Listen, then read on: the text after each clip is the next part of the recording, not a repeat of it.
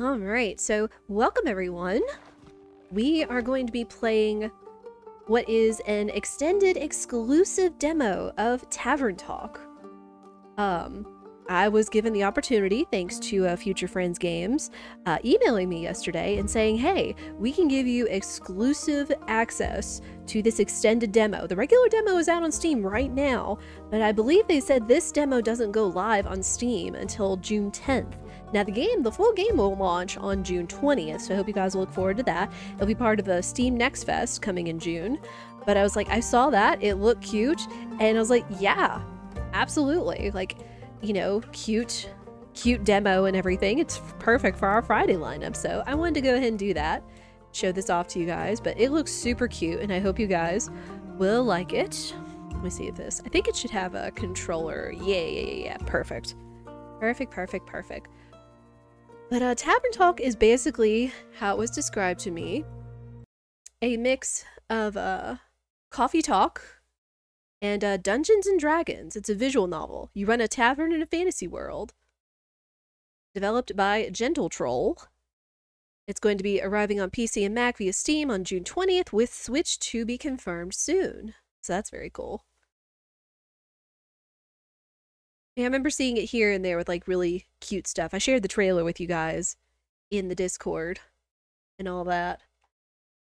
Yeah, it looks super cute. I think you guys would like it. Let us go ahead and try it out. I am a she. I'm a girl. Am girl. Yeah, the art style was really cute. Very pretty. Hello. Hiya, Innkeep. How's it going? All fine and dandy? Can't complain. How about you, Fable? All fine and dandy? Yes, all fine and dandy. I had such an exciting day, really exciting. Did you go on an adventure? Even better. I took a walk around the grove, and then I replanted a mushroom that had fallen over. Then I patiently waited for it to turn into a mushroom monster, or a mushroom mimic, maybe a gnome. Did it? No, but I got to take another walk around the grove. How was it? Great. I got to see the same stones, the same trees, the same amaranthine hydra guarding the entrance to Avalon, the same moss. I even got to water the asters. I didn't really need it, but I was there, so... Sounds very exciting.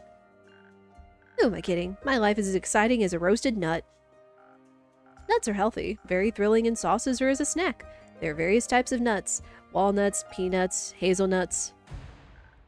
I'm allergic. Oh. I didn't know that. Oh, no worries. I mean, I never told you. And hey, at least something would happen if I ate a nut, just not something very fun. Anaphylactic shock and all that. Does that count as an adventure? No, I think that counts as a mistake. So, what you're saying is that you're missing some spice? Oh, no. I have a very sensitive stomach. I don't think chilies would help me much. Though I'm very good at growing phoenix chilies. I was talking about the spice in your life. Oh, that's what you meant. Well, yes. Yes, exactly, that's it. There's no chili flakes, no garlic, no dragons. Just a lot of salt. I'm like a bland soup. So a classic case of boredom, I see. Do you know that feeling when nothing exciting is going on in your life? Like, life isn't bad, but also not particularly fun. Have you tried adding some zest to your soup? Huh? Drama, buzz, excitement, something fiery. Go to the theater or a gala. Arrive in a hot air balloon. A hot air balloon?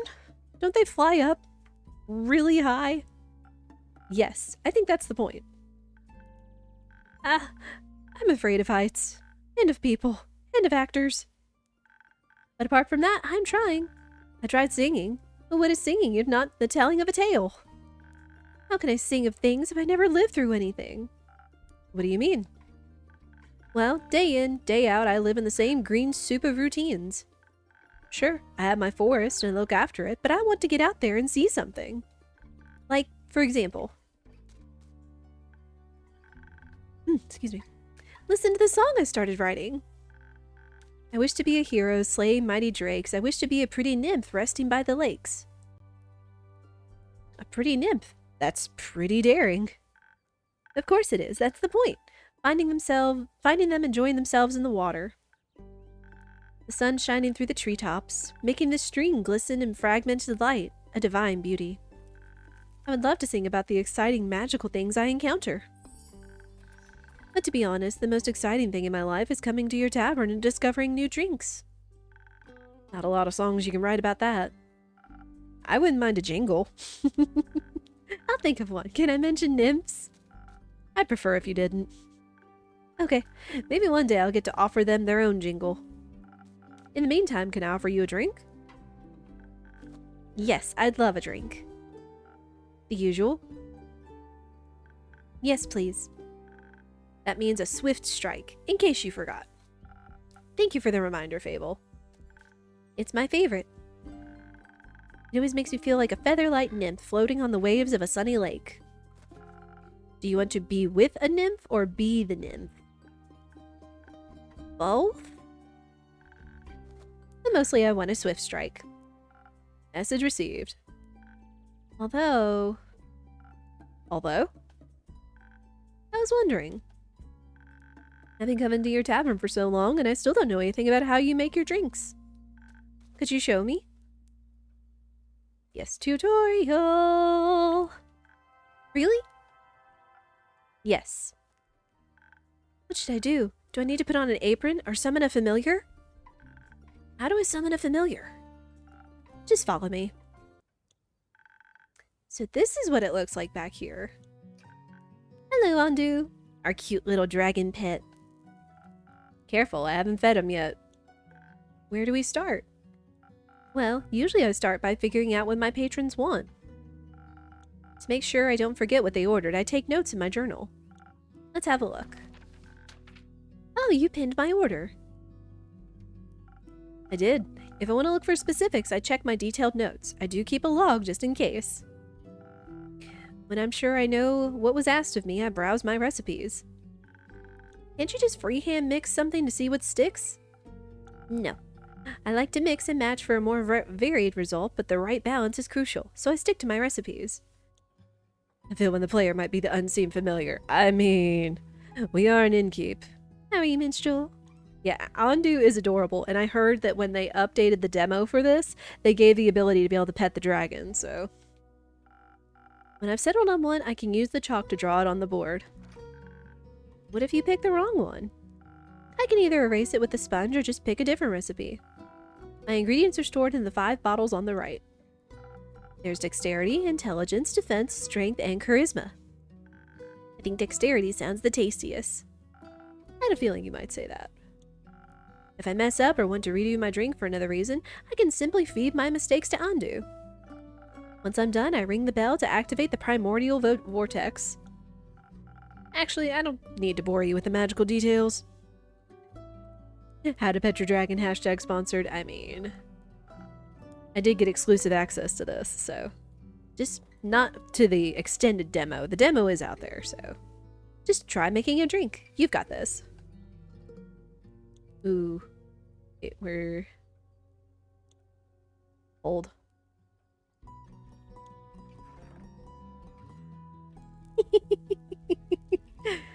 Had to take control to pet the dragon. Had to pet the dragon. Alright, book. So, wants dexterity and a swift strike.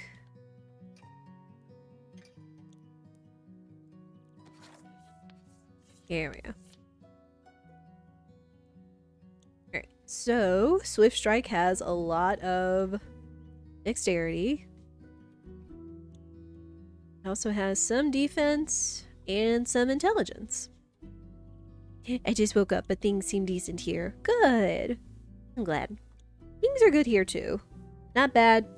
A little rainy, but not terrible. Alright, so we'll do this. That back. I was actually testing this on mouse and keyboard the other night, so I'm kind of glad that it seems like controller is just fine. I haven't figured out how to pet Ondu with the controller yet, but that's okay. Right, and then a bunch of dexterity. We might fail a drink at some point just to feed it to Ondu. I love that he shows you. It's like, hey, you made this drink. So you know exactly what you're going for. And you're not wondering. Oh. No, sorry, Ondu. Sorry, Ondu. Ding ding.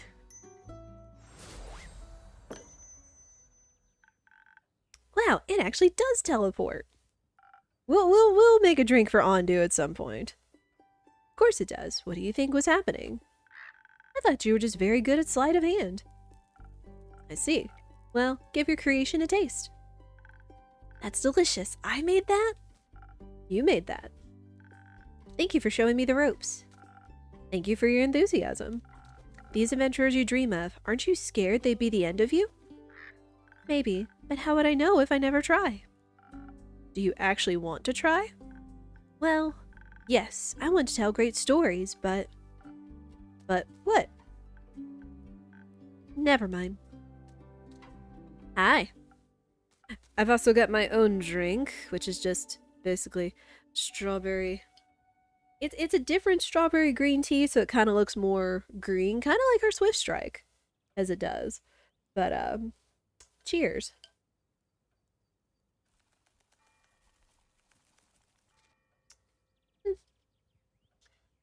Tastes very good. Alright, hello. Starbucks mocha frap here. Ooh.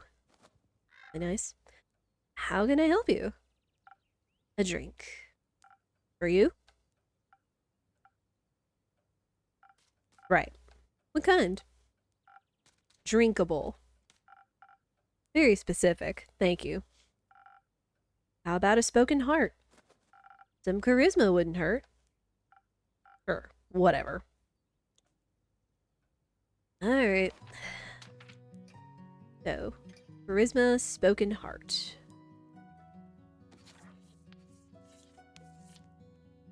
Right, so, a little bit of defense.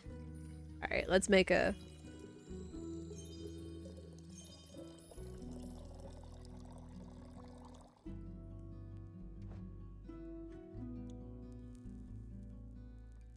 Oh, left trigger to pet.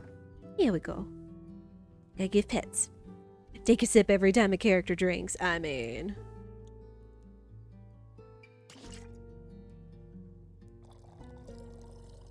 Here you go, buddy.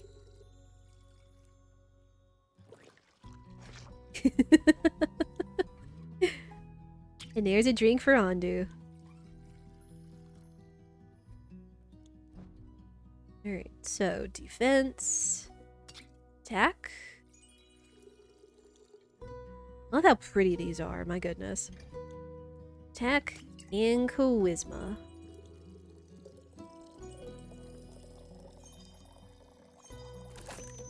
I made a spoken heart. Alright. Ding ding. Oh, it's such a pretty drink. Such a pretty drink.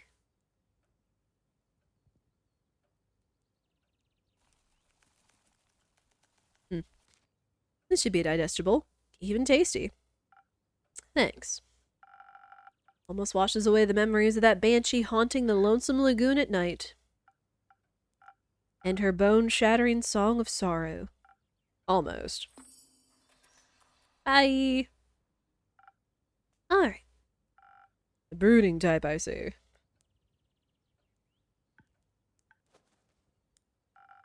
What are you thinking about, Fable? Just dreams. Yours or someone else's? Mine. Other people seem to have the courage to follow theirs. Why can't I be like that? Isn't that up to you? I wish it was.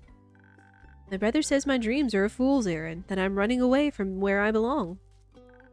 We are rangers, Fable. We belong to the woods, like the stream that ripples down the mountain. We're the birds in the trees. We keep the balance. It's what we're meant to do. Is that what you want to do? Yes. No. Not really. I want to experience things outside the safe borders of the forest. I want to live a life so full of adventure, boredom will feel like bliss. I want to be brave and strong. And I want to sing songs about my adventures that make other people yearn for that same freedom. Of course, I could never leave the Ashen Grove forever. It's my home. There's nothing wrong with going away from time to time, right? I mean, my brother looks after the grove, as well as my sisters. I think he'd be fine without me. I think you should do what your heart desires. Will it stop aching then? I think so, yes. What if it's wrong to leave, though? What if destiny never meant for me to leave? What if it did? That would be a dream come true. Be your own genie, Fable. Your adventures start with you. Thank you, Innkeeper. You really are the most exciting part of my day. Hang on real quick.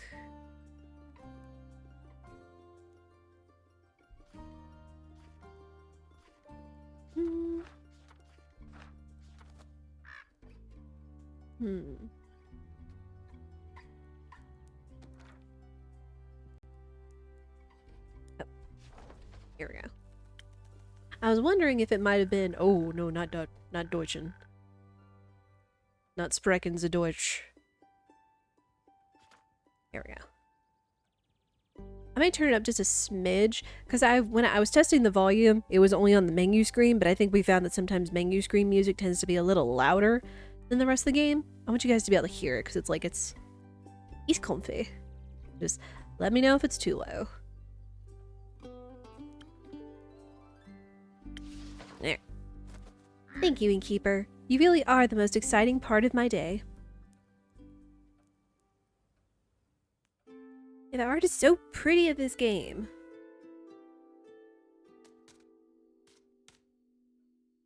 Ooh.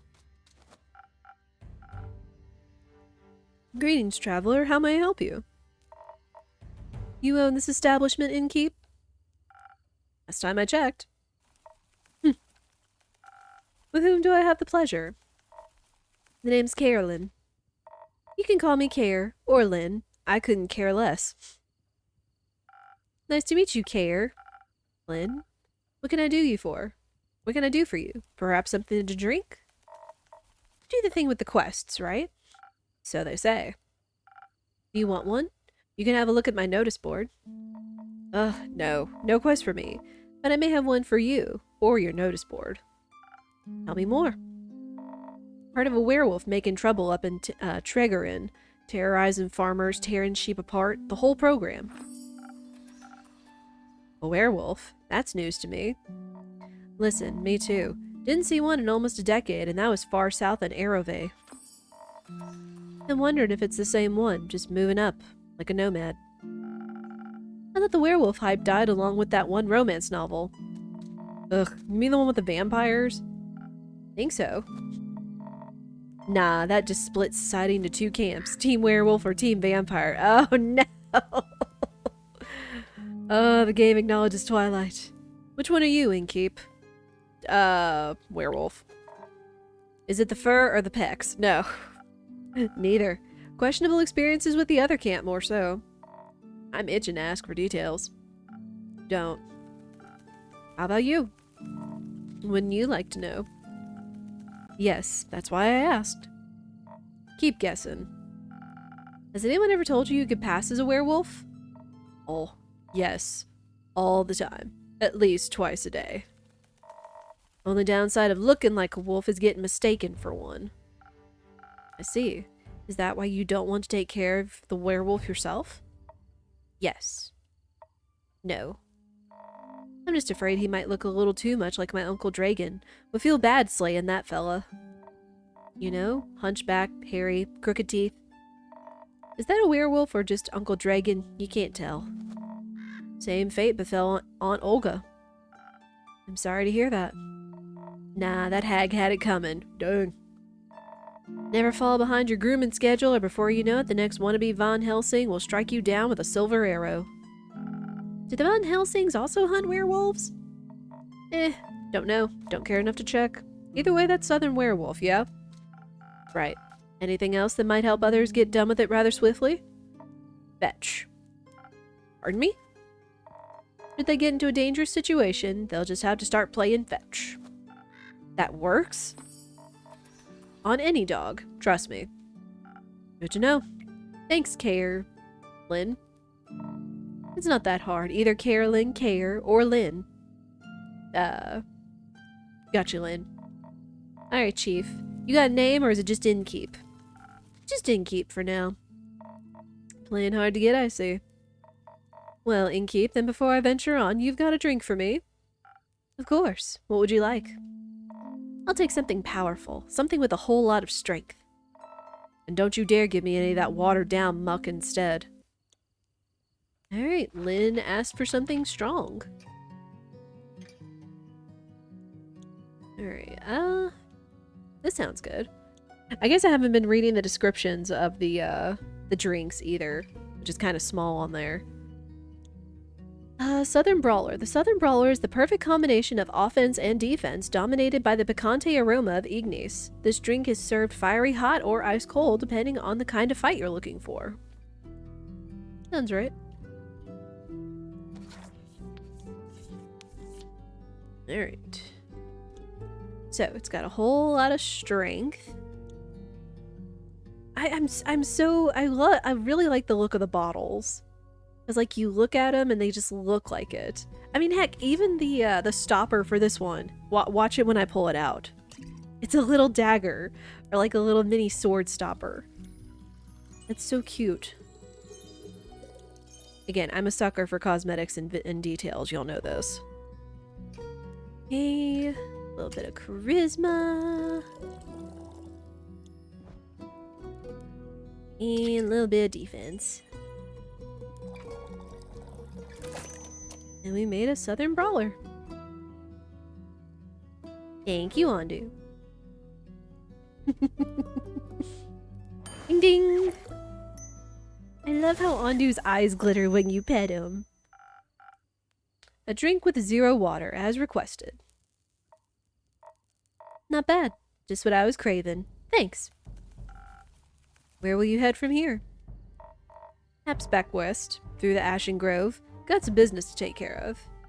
What kind of business? Personal business. Care to elaborate? No.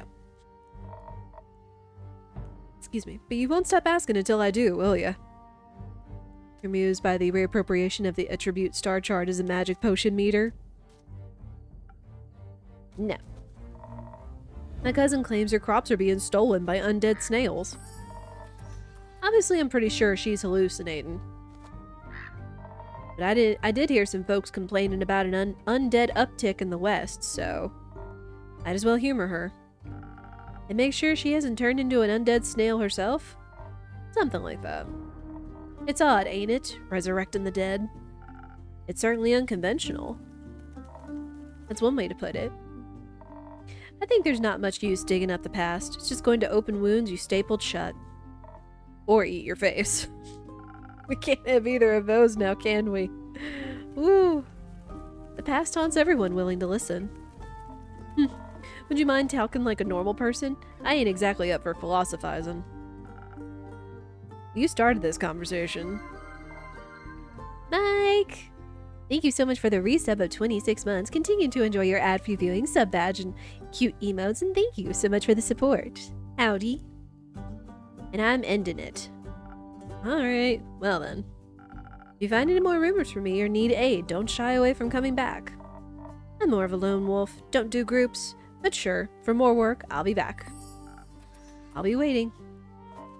Speaking of rumors, you know how to turn them into proper quests, right? Ooh. Don't want them to go to waste. Ooh. I could use some help with a tutorial. Fine, I guess I've got a few minutes. Let me see your setup. Oh. I just like auto-skipped that. I didn't touch anything and just like auto-skipped it. It's like this is where she keeps the rumors and stuff. I also keep that written down in my journal so I don't forget. Smart. Think the best next step would be sorting the matching snippets on your quest page. Just drag them over and make sure they're all for the same quest. Otherwise, you'll end up confusing adventurers. Once you're done, select that quill of yours and it'll be written up. Got it? Got it. Thank you for your help, Lynn. Put it on my tab. That's not how that works. Good night to you two. Alright then, let's assemble this quest. Alright, so we've got our rumors. Some that not only sound related to each other, but also kind of have the same, what's it? The Vuka King Carlin told me about a werewolf who was roaming around Tregerin, a potential threat to villagers. A werewolf's secret weakness is playing fetch. Apparently no dog can resist the urge to run after a stick. Werewolf previously has been seen in Arove, a southern town. A nomad, or do they have a goal in mind? Okay. Of course, with a game like this, someone would request voice acting. Let's see if I can do my best. Pull up my clock app.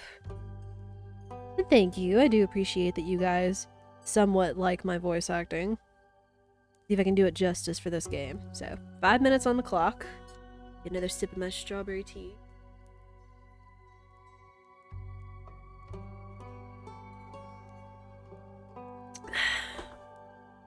Good stuff.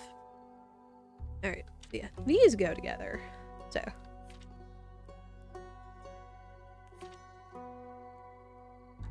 Somebody is having a ball out there with their four-wheelers, as long as they aren't driving through our part of the yard. Alright. Ta-da! Werewolf on detours. A reticent Vukakin passed by the Wayfarer's Inn, reporting a werewolf making their way up to Tregerin from Arove. They pose a potential threat to both helpless sheep and the villagers.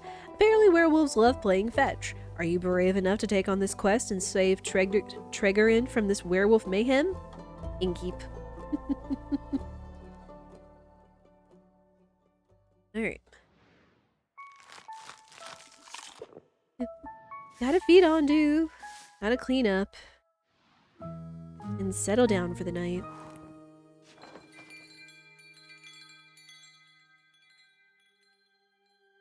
The best redemption. Yes, everybody has their preferred Duck Bucks redemption. I do appreciate y'all. Minstrel, it's so funny the other day that I completely forgot about Mochi. Somehow, I know, it's crazy. Everybody has their redemption. But, when we were playing Stardew, and I was trying to think of a very cute, name for the cat, for the white cat that we got for the OG farm. I was like, what's a cute name for a cat? And then I just named it Mochi. And then until it was brought up to me and someone said, we love Mochi, with the redemption. It's like, duh! How could I completely forget about the world's most adorable kitten in video games, Mochi from Day of the Diver? But I guess that was where it came from, so it fits. I got the wax seal is the house. Yeah. Yeah, again, the art style in this game is so cute. Like, just, I love all the little details. We even have the little sheep in our yard and the little birds. And is that another little baby dragon chilling on the table over there? I didn't get a chance to like look through all the details of this game. And then even the what is it? It's either a what is it called? The weathercock? I forget what it's called exactly, but it's a little dragon on top of the house. Cute. Alright. Act 2, Prelude to Bravery. Weather Vane, thank you. It's much better. Ooh. Fable took the quest. I know Fable is a they when I was going through this. I don't know what kind of voice I would give them.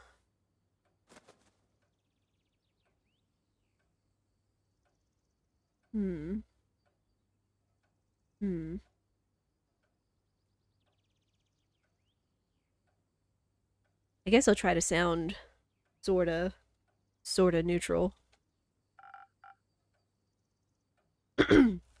I guess I'll also try to give myself a little bit of an accent since it is kind of like old-fashioned-y, medieval fantasy innkeep. Alright. What have you got there, Fable? I found this on your notice board. It says a werewolf is terrorizing Tregorin. Is that true? It is indeed. Have you sent anyone after it? Maybe that hooded guy from yesterday? Not yet. What kind of hero are you, looking for? One who knows their way around difficult terrains, woods even, preferably one who is good with a bow. One who tells me they want the quest. Ah, I am good with a bow. Yes, Fable. And I know my way around any woods. I know, Fable.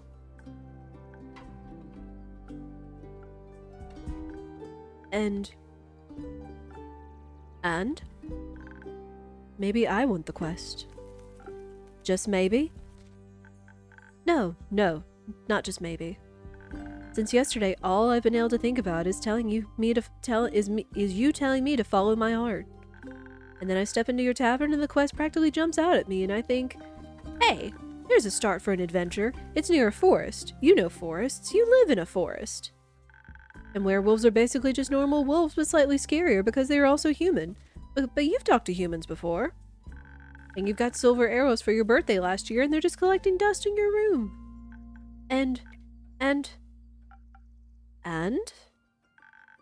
I thought I could ask you if anyone had taken it yet. And then? I didn't think that far ahead. Oh, I see. Or rather, I did.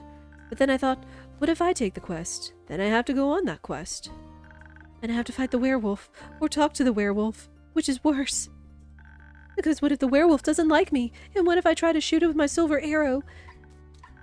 I miss, and I shoot a tree instead, and then the tree would be mad at me.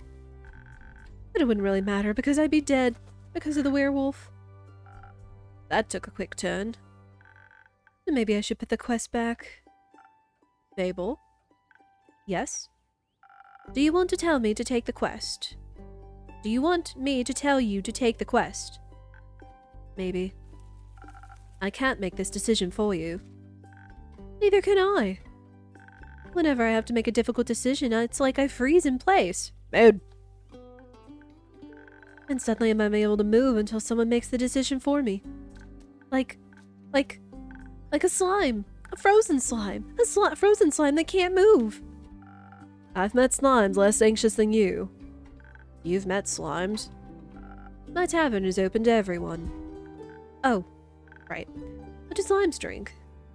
Water. More slime. Bones. You sell bones? Only to slimes. Ah, maybe you'll be able to add my bones to your menu soon. You'll just have to pick them up from the forest floor. I think I'd have a hard time convincing a werewolf to give up free bones. Why are you so anxious, Fable? In general, I think answering that would take up more time than we have to spare. About taking the quest. It seems to me that you want to take it, but you're trying to talk yourself out of it instead. Oh, well, I do want to go on that quest. Werewolves may not be the best muses. But it would make a good start for a song, right? The prelude of an epic. Fable, the protector of the woods, the world, the worms. The worms? You seem like they need protecting. But every time I think about embarking on a quest, and I start to think more deeply about what might happen, all my bones start to shake and I feel dizzy. Is there something making you feel like you might fail? Aside from the bloodthirsty werewolf? I don't know what it's thirsty for. It might prefer orange juice. It might. Well, heroes have history, right? Great feats they can look back on to prove their bravery. Inspirational adventures that remind them of the light in the dark. I have the opposite of that. Great mistakes and epic regrets. Like the Mari Morgan incident. Or my first encounter with the Amaranthine Hydra. Or the reason why nobody wants to spend time with me. Alright, this is probably going to take longer, but I'll grant through the end of their conversation for this, so getting it for free. Yes, the Mary Morgan incident. Didn't you hear about that? Oh, thank Gaia word didn't get around. It was my very first adventure, the chance to finally escape from the daily grind. What happened? An adventuring party was on their way, passing through the Ashen Grove. Due to the Sylvan spirits, it gets fairly foggy at night, and the fog bears great danger to anyone who isn't acquainted with the spirits who call it home. So, they wanted guidance from a local ranger. A merchant up in Tregorin recommended me. I agreed to help, of course. My first adventure! Yay! I was so excited, but also very, very nervous. So of course it had to go wrong. I think it was the nerves. Why were you so nervous? New people! Seasoned adventurers! One stronger than the next, all in shining armor and armed to the teeth! I wanted to leave a good impression, but my bad luck got in the way. How did it go wrong? I felt their condescending glares on my back as I walked them through the woods. Of course I don't know whether they actually glared. My fear got a hold of me and I led them astray. I must have blacked out. I've never got lost in the woods before. But this time I did. I couldn't see well, there was blood rushing in my ears, and I felt dizzy. So, for some stupid reason, I led them along a path no one should ever take. Past the riverbanks of the Shivermere, home to the Mary Morgan. You know of the Mary Morgan, yes? The wrathful spirit that's known to drown men. Not sure if she really differentiates between genders, though. For some stupid reason, I led them right into her arms. I got scared, and in the end, they had to save me. They fought the creature, and we finally found a way out when dawn broke. And the fog ebbed away.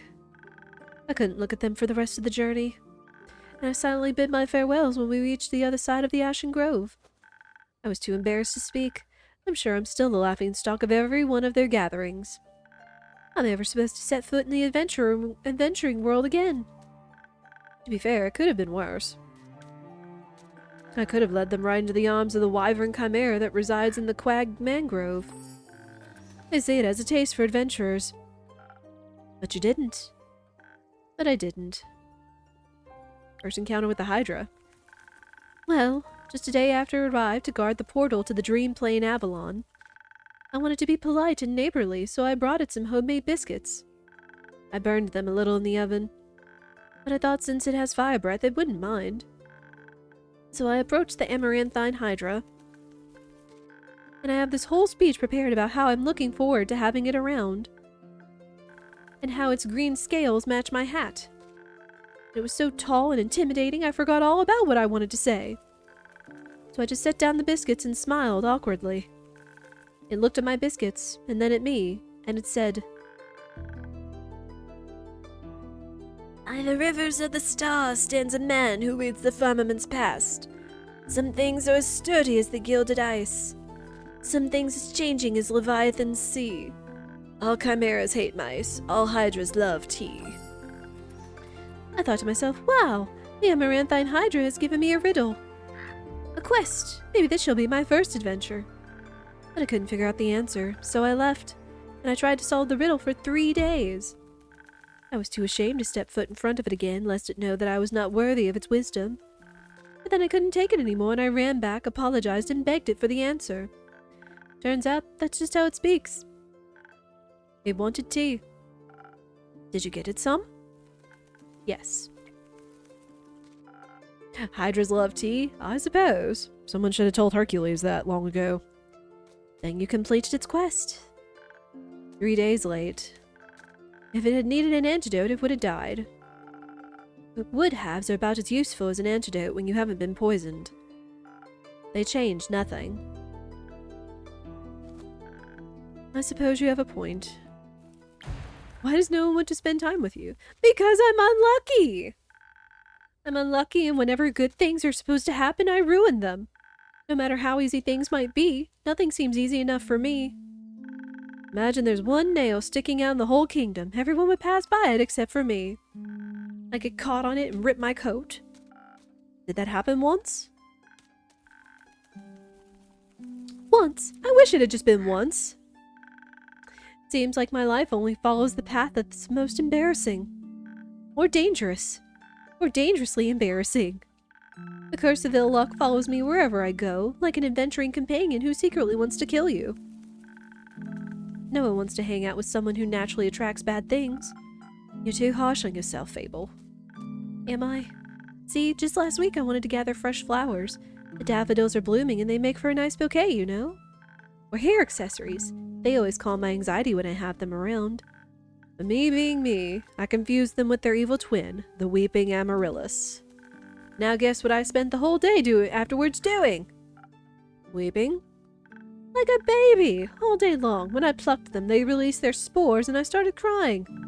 I suddenly felt all the sadness of the world rush over me. I've never been so heartbroken. I'm sorry, that sounds horrible, Fable. It was. Between the tears and the sobs, I managed to make a tincture out of hogweed. It eased the pain, but the tears wouldn't stop until dawn. I'm so silly sometimes.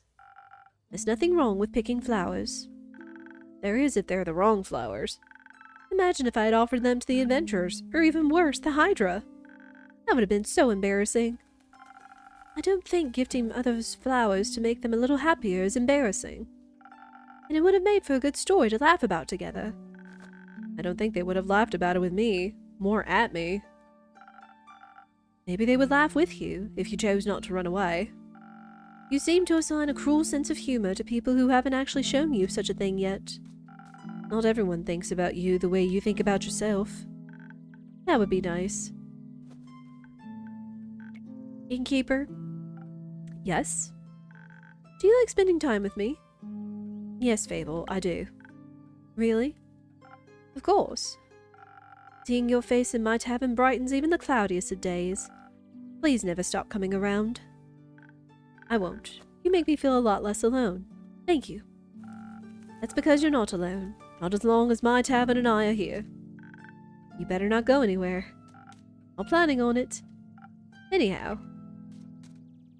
You seem to be very insecure. I think that's the biggest problem right there. How can I not be, when everything I touch falls apart? Everything I touch dies! No. Hydras love tea. They like to stay hydrated. Oh. Too good, Ami. You know that isn't true. You're right. I'm a great gardener. Everything grows around me, but I seem to just get smaller. Except zucchinis. I can't figure out how to grow those. So in a way, I'm like a zucchini. I'm insecure because I don't know what I'm capable of.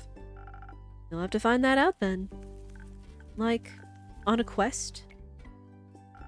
For example. Don't you think I'm a little underleveled? Do you think that will change by sitting around?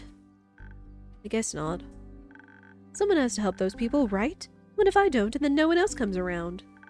What if I'm the only chance they got? What if I'm not? What if there's someone better? The best thing you can do is try to help them. So what if another adventurer swings by, and they're able to make the situation better? Isn't that a good thing? All hands are better than two, and who knows, you might even end up forming a party. Oh. And besides, if it's a perfect hero they want, they'll be waiting forever. I didn't think about it like that. Maybe I shouldn't decide to give up before I even try. After all, I'm a very fast runner, so if I screw up, I can just run away real quick. That's the spirit. Okay, I, Fable, a great gardener and, future hero, charmer of nymphs, am going to embark on this quest and save the villagers. And I shall return victorious. Did I do it right? Yes, good job. I leave the quest in your capable hands, brave adventurer. Would you like a drink to aid you on your journey? Yes. Do you have something that can make me more nimble and quiet so that the werewolf won't see me coming? Something with a lot of dexterity. If I want to fight it, I'm going to be able to need that surprise round advantage. Or maybe something that can help me with diplomacy. Perhaps it's just a hungry lost lichen after all and it really needs a pep talk and a hug. Maybe we could even be friends. I would need something with a lot of charisma for that. I will leave the choice up to you. Just make sure you don't pick a random recipe. Please keep it to one of the abilities I asked for. Remember, your choice can influence my fate. It could change the outcome in this quest. But, of course, I'm sure you're already aware of that. Sorry for backseat mixing. Backseat mixing. Oh, man. Got pet Andu. Got a pet Didwagon. Alright. It actually does look like we are coming up on a pretty perfect time for us to take a quick break before the ad goes off. Yes. As we do here on stream, we try to take 3 minutes of ads per hour, so it turns off pre-rolls for anybody that is coming in. It's also a good chance for us to all stand up and stretch and whatnot. And then we will get back to mixing Fable's drink when we come back. I suppose I'll take a couple of sips of my tea while we're at it as well. And drink mix-ups to mix their own drinks too, don't you know? What does everybody think of this game so far? What do y'all think about it?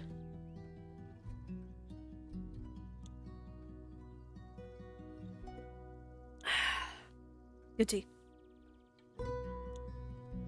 Which again, reminder, this demo, or the demo is still available on Steam.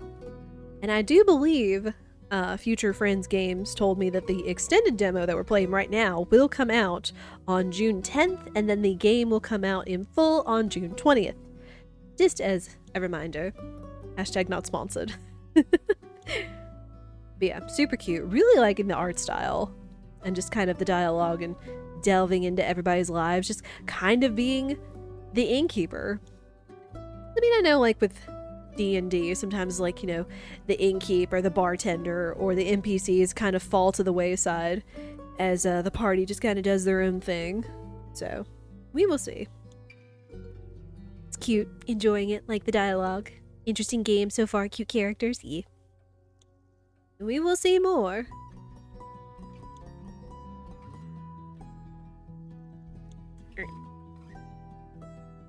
We'll let the ads go and I will be right back.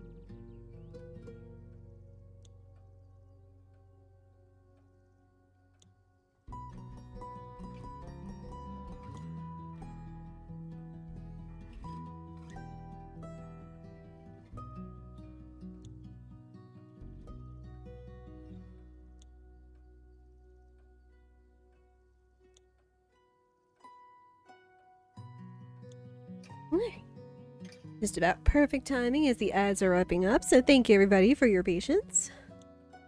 See about making that drink. Alright, so we can either make her, assumedly, another Swift Strike. Or we can give her something with charisma, which is the spoken heart. What do y'all think she needs? Do you think she needs the spoken heart, or does she need a swift strike? Let's read the description of both.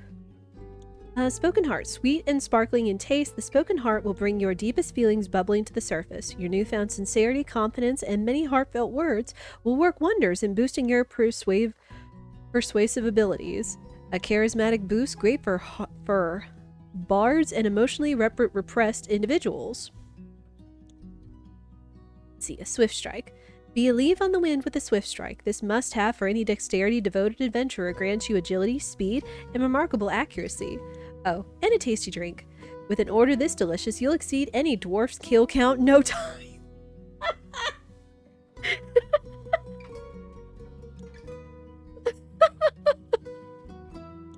Look at this! Look at this too! Look at this!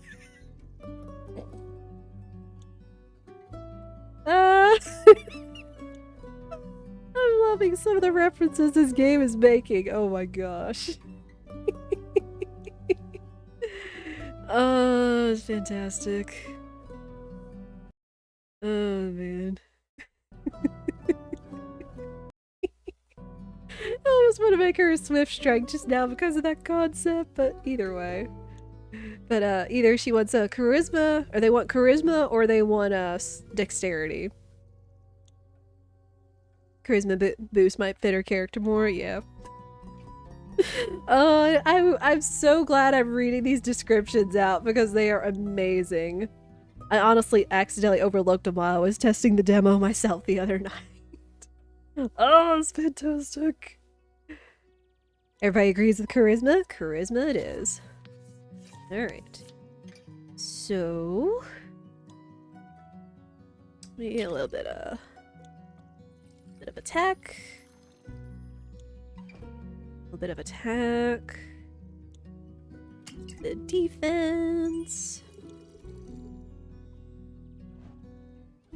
And charisma.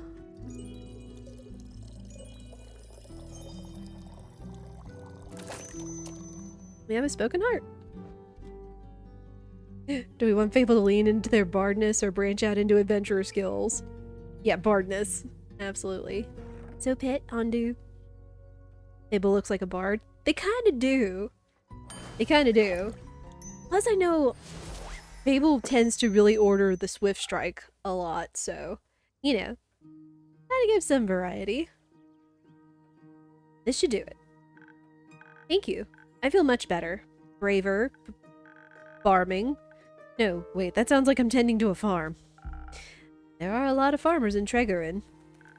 I'm going to protect them all. Or talk to them until they feel better. I'm sure they could use that, too. I just hope I don't have to find anyone. No, I'll be okay. Because of your help, I'll be able to talk myself out of any situation. Thank you again. I think this drink gave me the courage I needed to get started. Oh, you got this, Fable. I'll try. Have some faith in yourself. Okay, I got this. Much better. Oh, I almost forgot. I was thinking about how your words helped me yesterday. And how I'd have to thank you properly if I ever did end up taking a quest, so... So? I brought you some phoenix chilies from my garden. They seemed like something you might enjoy. They possess natural magical properties. If you plant them in the right soil, they can grow to be fire resistant. And consumption can pass that on to mortals like us? Exactly. I thought they might go well with your drinks. They will. Thank you, Fable. That's a very thoughtful gift. Since I'm waiting for another shipment of infusions in just a few days, I'll take a look at them all together later. Of course. I'm glad you like them. Maybe I'll order a drink with some next time. But first, I have to complete my quest. I'll see you post-victory. Very nice.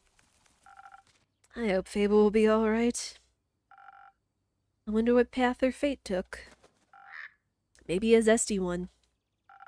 I hope I was able to help. Hi. Helping out with the emotional repression probably won't hurt the dialogue in any case. True. Hello, welcome back. You again. Me again. And who are you? Someone who wants a drink. What kind? It was itchy. Itchy. Allergies. I think it's, again, with all the weather and everything that's acting up, it's just messing with my allergies again. Drink. Yes. Yes, yes, yes. I get it. Could you try being more specific? That Spoken Heart one tasted fine. Thank you.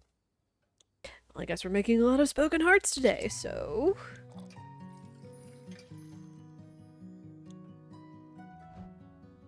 I know they said get the thing out, but it's like, hey, we've already made a number of these today, so,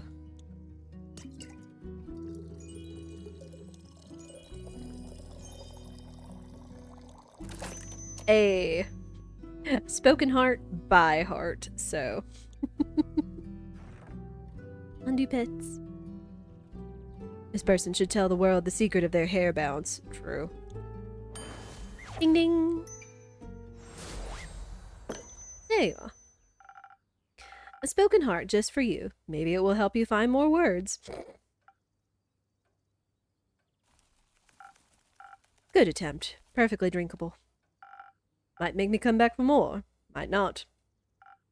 Thank you. Enjoy. Charming. Just fails. Just flat out fails. Aye. Speaking of dwarves. Careful, you'll step on my cape.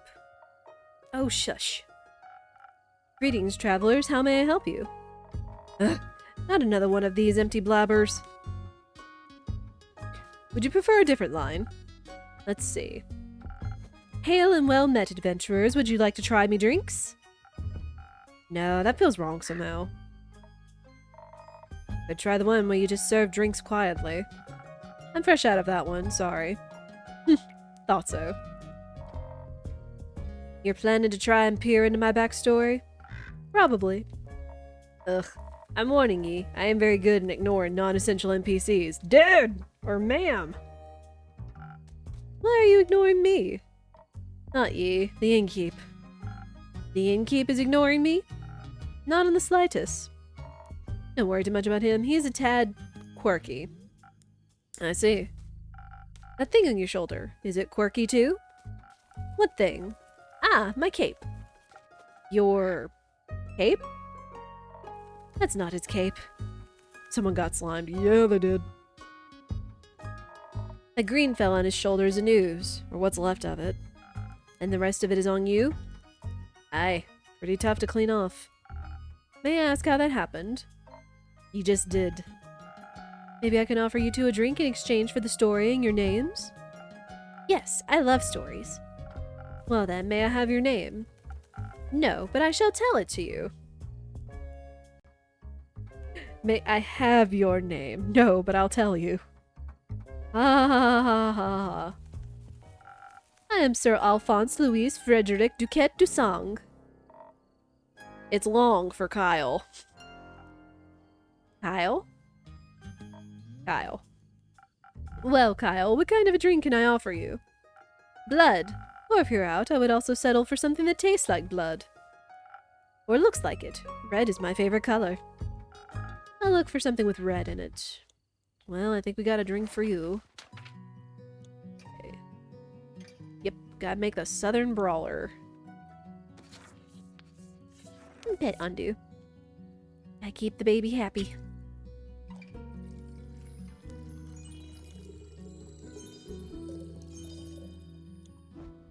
Alright. A lot of attack.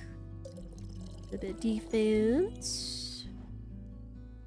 Little charisma. Southern Brawler. Alright, ding ding! There you go. Some almost blood for you, sir. Oh, thank you very kindly. That looks delicious. It also tastes delicious. Very alive. Maybe as a chaser you would let me have a bite? No. Okay. And to whom may I offer the second drink? Rhea Frostgrip. Nice to meet. Yeah, skip.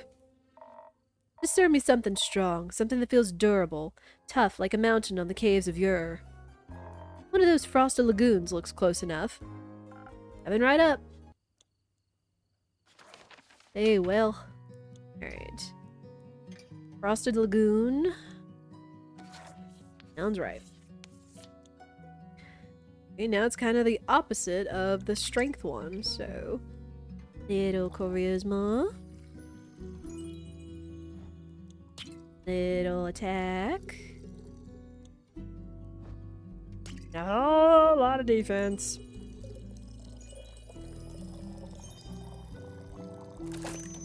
Alright, Frosted Lagoon.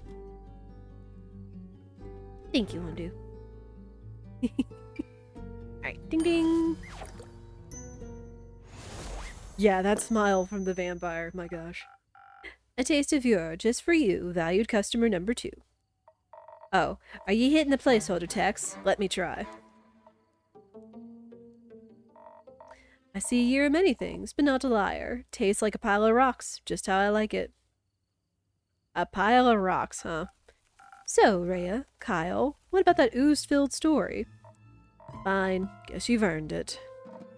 Alright, picture me deep in the mountains of Dulvermer with my trusty axe and a good drink by my side. There I was, minding me own business, digging for the good stuff, you know.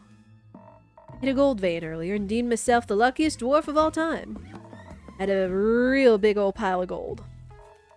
Then suddenly this big ooze comes along and slurp, gone it was. This is a very boring story. Perhaps we could go looking for my cape now. It's nearly sunrise. And? The sun kills you? Oh, right. Did the ooze also eat the cape? Yes. No. Oh. Anyways, I wouldn't call myself the best warrior, but when that ooze slurped me gold, I had to do something. So I took me shovel and dug and hit and hit, dug and hit until there was nothing left of the ooze anymore. Well, almost nothing. So, did you dig out your gold? Silly food, she dug out me! And guess what he was clinging on to? The gold? Oh yes, a big gold nugget. Should be enough to get me to Boruvia. And perhaps it could even give me a dandy new cape. I don't think so, Sunshine. We had a deal. We did? Please allow me to ask a question. What was that deal again? I get ye to Boruvia so you can participate in your fancy vampire banquet, and in return, I get the gold. What about my cape? Where did you last see your cape? Don't even bother, it's a lost cause. We looked everywhere on our way here. Fought cursed chests, many-eyed monstrosities, undead goons. And I started to wonder, where in his life did this man put his cape? Where everyone puts their cape. Do you know where I put me capes? Where? In a wardrobe! Oh. So you can wear it inside the wardrobe land? Is that a Narnia reference? Oh my gosh, we've referenced Twilight, Lord of the Rings, and now I'm assuming Narnia, which is all kind of fitting. Capers. What? No. Kyle, maybe we could find someone to retrieve your cape for you. We could? Phenomenal. I could put out a quest for you, but for that we need a little more information. Good luck with that. First, I'd need to know where you last saw your cape. I was getting ready to go to the annual vampire banquet hosted by Lord Strut in Boruvia. While getting dressed, I realized I couldn't find my cape. My first thought, of course I cannot find it. The cape of invisibility is playing tricks on me. It's quite moody sometimes. Which is truly unfortunate when you want to wear it for an important event. We all know how important a fancy cape is for flaunting your vampire status. Of course. Goals. Then what was the last vampire event you wore the cape to? My wedding. Your wedding? When I married my sweet Evelyn, I simply had to wear my most treasured cape. To show how important she was to me. Evelyn. The vampiric Countess Evelyn residing in Marrow Castle? That would be her. Congratulations. Are you still married? Ugh, of course not. I hate her. Every inch of her body. Turns out she just wanted... Spit it out, leech. Oh. What? My cape! Ah, brats, here we go again. My sweet Evelyn stole my cape! What now? That little, mean, vicious, beautiful beast, her, that thief of thieves, robbed me of my most precious possession. Wouldn't that be your heart? No, I had that taken out centuries ago, but my cape, I could never live without that. Oh, sweet, sweet Evelyn, how could you do this to me? I trusted her with all I had. That's rough, buddy. Perhaps, Innkeeper. That's your name, right? Fur. Do you think there's a courageous adventurer out there brave enough to retrieve my precious cape from me? I'm afraid that my sweetest Evelyn will kill me on sight if I ever set foot in her villa again. Yes, I think we can find such an adventurer. We're setting up that search right now. So, where could a brave adventurer find Marrow Castle? Deep past the abyss of dread, at the foot of a mountain range that looks like a witch's bosom, towers the mansion of my dear Evelyn. Queen of Darkness. Temptress of men. Flamenco champion of 1467. The right hero should be able to outsmart her and escape with their life. But be wary. She bites. And she may be invisible now. Alright. I think I've got everything I need. I'll write up a quest for you. I'm sure you'll have your cape back in no time. Just don't tell Kyle to follow his heart. No. Nope. Oh, if he had it taken out, where would he put that? And would it be a Davy Jones conundrum from Pirates of the Caribbean 3, where it's like if your heart is destroyed, you're dead, you know? I hope so. That reminds me. Not another cursed monologue. Innkeep, quickly. Another drink. I don't think I can make it through another tale of woe without some artificial stamina. I need another lagoon. I'll see what I can do. Alright, another lagoon. Another lagoon. You got it. Strength. Charisma. I love the noises they make when I pour it in.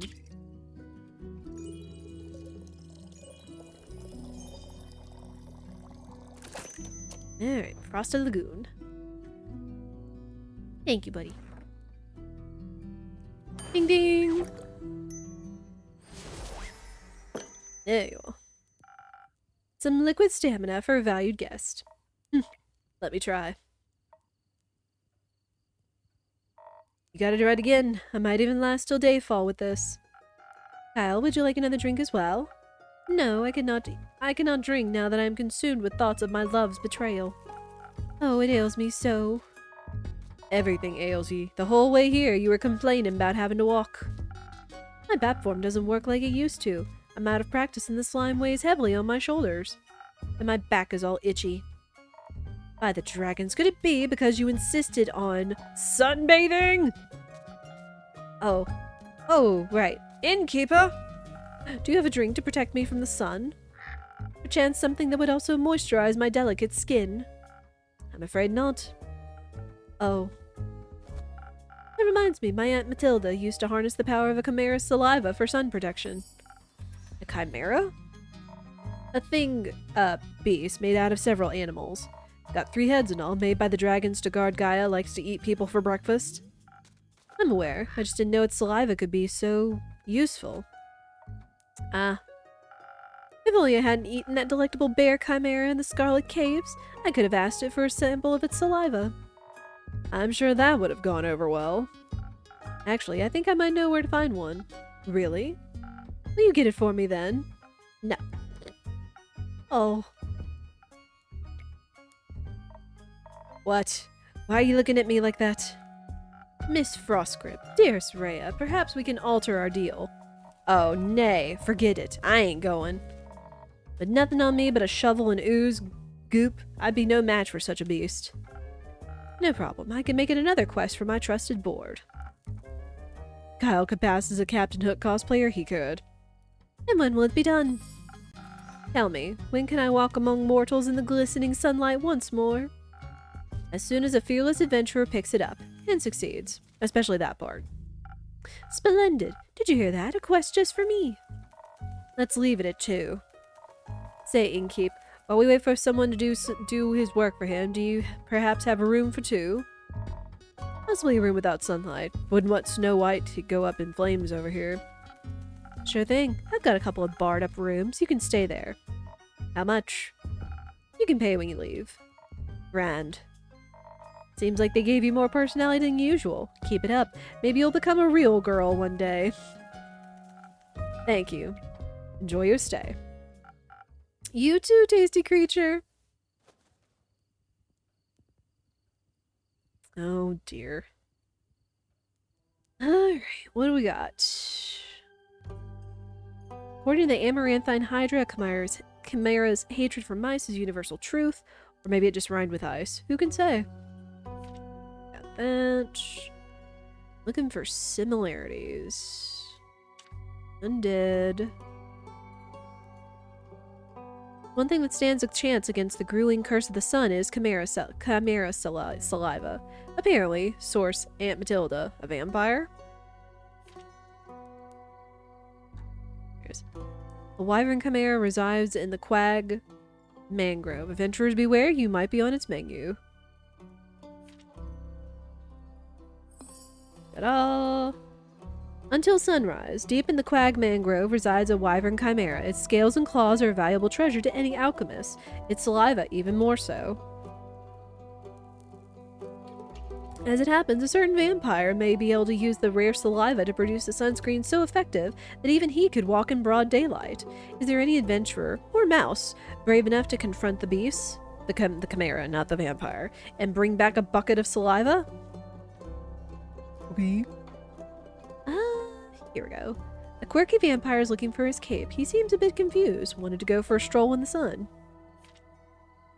What are some of these decorations? Oh my goodness. We've got like the old 90s S out of here and some little drawing of Ondu. The vampire last saw his cape on his wedding day before he was wed to Countess Evelyn. Okay. At the foot of the Witch's Wrath Peak resides Countess Evelyn, the vampiric temptress of men. Be wary of invisible threats. Nope. Come here.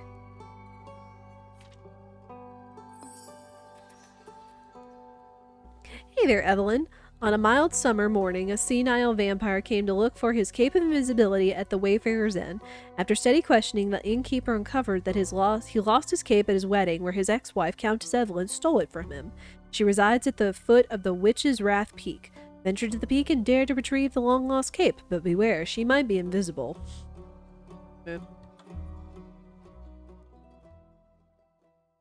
Imagining how saliva acquisition would go. Here, drool into this and I'll pay you. I mean...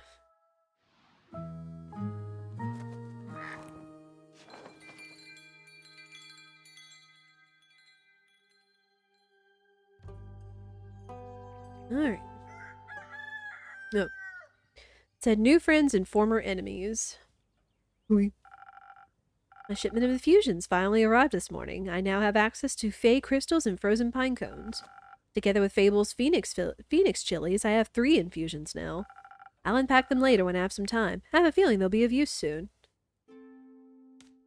I love how you see like the weather and the town in the background out the window. That's very cute. So, Innkeep, a drink for me and this lanky pal. It's good to see you, Lynn. She meant to say please. Welcome back, Fable. You look alive. Thank you. I am. That seems like a given. I'm just happy to see them doing well, and with a friend. We ain't friends. We're not? So you two didn't form a party? No. Oh. And what's the drink about? It may be very annoying, but they did just help me solve a family feud of 10 years. So I do owe them some of your dishwater at the very least. Family feud? I wouldn't call it a feud, more of a miscommunication. No, it was a feud. I feel like feud implies a certain level of hostility. I was gonna kill him. I thought that was a joke. It wasn't. Oh. Yeah. Oh. But no one died? No. Elfie here was able to prevent that. It's Fable. Whatever. Does this perchance have something to do with your quest? It does. I stopped her from killing the werewolf. Elaborate, please. I was going to kill the werewolf. They stopped me from killing the werewolf. What's not to get? A lot. I think she's confused because the quest was to save the villagers from the werewolf. And now it sounds like I saved the werewolf from you. Which I did. Kind of. I also remember you saying you didn't want the quest, Lynn. I didn't. Was there by chance. They were both stealing sheep. Was not. Sure was. Adventuring don't pay what it used to. So you steal other people's sheep? Mind your own business. How did any of this lead to a successful quest? Well, where do I start? How about at the beginning? Right. I was born on a half-crescent dreaming moon. Of the quest fable. Right, the quest. Traveling there was no trouble. I know enough shortcuts to travel through the Ashen Grove swiftly. I reached the borders of Tregorin right around dusk.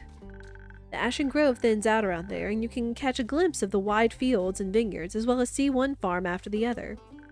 An idyllic sight, well, at least before sunset. You have trouble in the dark? Emotionally? Visually? A little.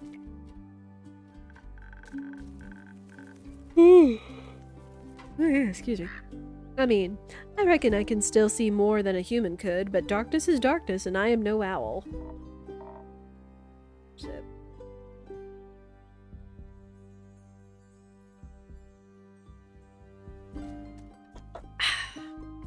Thank God, you're already weird enough. Imagine the damage you'd do if you could turn your head all the way around. Who says I can't? Just kidding. Anyway, luckily darkness doesn't affect my hearing. Not the normal kind. What? Nothing. Okay, I heard a creaking fence and footsteps that were failing at keeping quiet. Your ears are failing at being small. So I snuck closer and I saw a werewolf-esque shape picking up a tiny sheep. I was petting it. Well, I thought she was going to eat it, so I summoned up all my courage and I stepped out of the shadows and I said, "Good evening, werewolf. Please put down the sheep." I didn't expect them to be entirely in their right mind, of course, but I wanted to be polite. And I thought it might confuse her, and maybe that would help calm her down. It confused me, all right. Who the heck sees a werewolf and the first thing they do is greet them? A polite person. Or an insane one. It worked, didn't it? Because I ain't no werewolf. He wasn't that different. But I'm skipping ahead. To my surprise, instead of a growl, the werewolf, or not werewolf, responded with a what? So the confusion plan had worked, but I hadn't really expected that response. So I said again, "Please put down the sheep." And she asked why, and I said, "Well, because stealing sheep isn't very nice." And she asked who I was. No, I asked, "Who are you, a guard?" I was about to introduce myself when we heard this blood-curdling howl. It sounded like someone had ripped a hole into the fabric of reality and then pierced it with a horrid yell. Please, it was barely a bark. And it made the blood freeze in my veins. I heard panting and heavy footsteps, and I barely dared to turn around. You turned around immediately. And when I did, I stared into the twisted face of a werewolf, yellow gleaming eyes. Gleaming with jaundice. Sharp teeth, giant claws. He looked like he wanted to eat me right up. He did. But before I could beg for mercy, suddenly something rushed past me and lunged at the werewolf.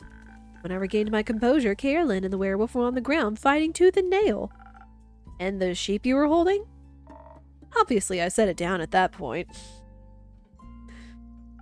Good. So you went to Fable's aid? No, that ain't it.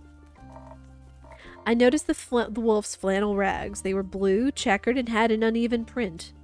Just like the kind of stuff Uncle Dragon likes to wear, that old boop. That old salt. Hey, why can't I say that? Boop. What the boop? Youth protection. The age rating system is quite harsh. Thank you, game. Boop. Uh, anyway, it was dressed like Uncle Dragon, smelled like Uncle Dragon, fought like him too. I was joking when I brought it up before, you know. Haven't seen that old man in years, was coping about it by joking. That's the only way I can talk about him these days. 'Cause of the feud? Yes. He used to be my favorite uncle, but then he changed. Became irritable and angry, distant, fought a lot with Uncle Fedor. Cared more about the moon than he did his own family. Eventually he just left, ran away, without a word, left us and Uncle Fedor behind, worried senseless. Until we found a letter saying not to look for him and all their savings missing. Swore I was gonna kill him if I ever saw him again. That's how a lot of werewolf stories go. Yeah. Always thought he just couldn't face up to his problems. Turns out his solution was just to get those problems as far away from everyone as possible. Idiot. Did you talk it out with your fists? I tried, but Elfie stopped me. Glad they did. How did you figure that out? Well, she was yelling at him. I didn't understand half of it, but I could tell she was angry and hurt. I tried to get their attention by telling them to stop, but they wouldn't listen, so I shot an arrow right next to both of their heads. My aim was a little shaky, so I did end up grazing Mr. Dragon's ear. But it got them to stop for long enough to start listening to me. I threatened them that if they didn't stop to talk, I would shoot them both. I would never have done that, of course. But they must have believed me, because they actually stopped to listen. Looking mighty scary there, little pal. Thank you. Thank you? I sat them down and did my best to be an insurmountable obstacle between them. If they wanted to fight, they would have to go through me. It sounded rather dangerous. 'Twas. Wouldn't have stopped for them. What? You're the size of a stick. You think you could stop 2 angry wolves? Oh, well. Anyway. I used the opportunity to figure out what was going on. And that's how I found out about Mr. Dragon and Carolyn and the miscommunication. Feud. The feud, sure. Turns out that after Mr. Dragon was turned, he was too ashamed to admit it. But he couldn't stop the changes and ended up hurting all the people he cared about. That's no excuse, of course. No, it ain't. If we'd have known, we would have helped him as best we could. At the very least, we would have built a sturdy shed with scratch-proof walls for full moons. He didn't think that would have happened, though. So he decided to fix the problem by leaving, deal with it alone, and so on. That only made it worse. Of course, he was too embarrassed to come back, so he just focused on the whole werewolf thing and not any human things, or Vukakin things, so to speak. Trying to find a cure, trying to avoid the moon, trying to find a place to sleep, stealing sheep. That's something they have in common. The sheep? No, the stubbornness and the unwillingness to ask for help. But the sheep too. They had to talk about it. That silent resentment wasn't good for either of them. And you got them to do that? The little stick is oddly persuasive. Had us talking about it before I even realized I didn't want to. Maybe because you did want to. Maybe.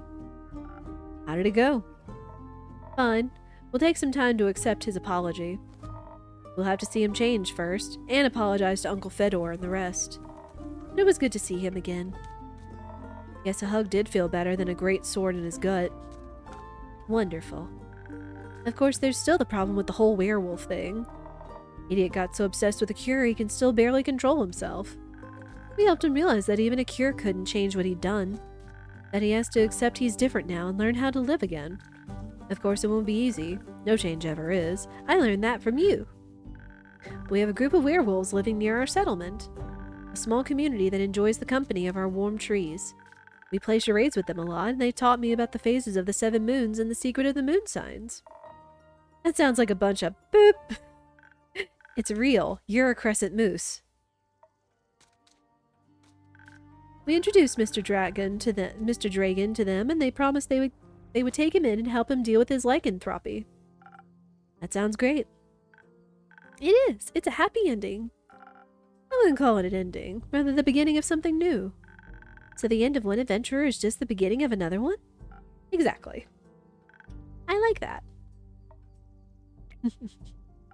So, after your heroic therapy session, you two decided to grab a drink together? God offered to spend the day at the settlement. But they don't serve anything strong enough for my tastes. Plus, Alfie was dying to get back here. Was talking about how they needed to update you on everything nonstop. Would think they live here or something. I had to report back about the quest. I'm glad you did. They also started crafting something with the werewolves. Ah! Said something bad to being for you, Innkeep. Oh, really? Yeah.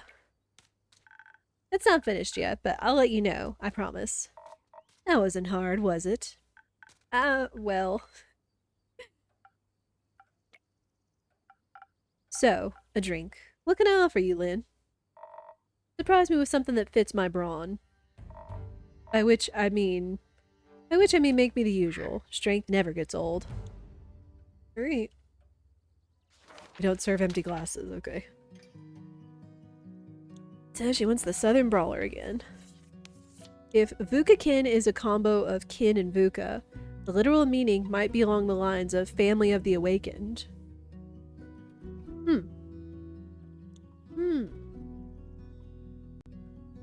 Alright. Lots of strength.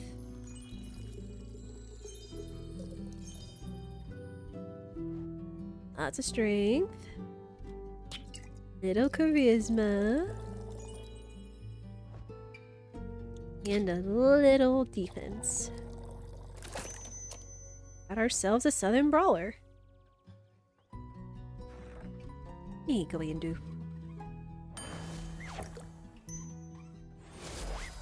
Implying awakened to be a werewolf. Ah. Surprise! Not bad. You should do this professionally. I'll think about it. Fable, what about you? You have something that'll calm me down? Maybe even bring some of my agility back? Like a swift strike back to my senses. I've had a stressful day, night, morning, sequence of events. Alright, swift strike for Fable.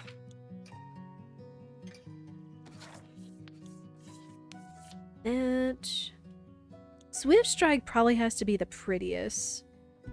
Oh. Glass is empty. A little bit of intelligence. Defense. Of course, there's at least one drink we haven't made yet. I don't think. The rest with agility. Here we go.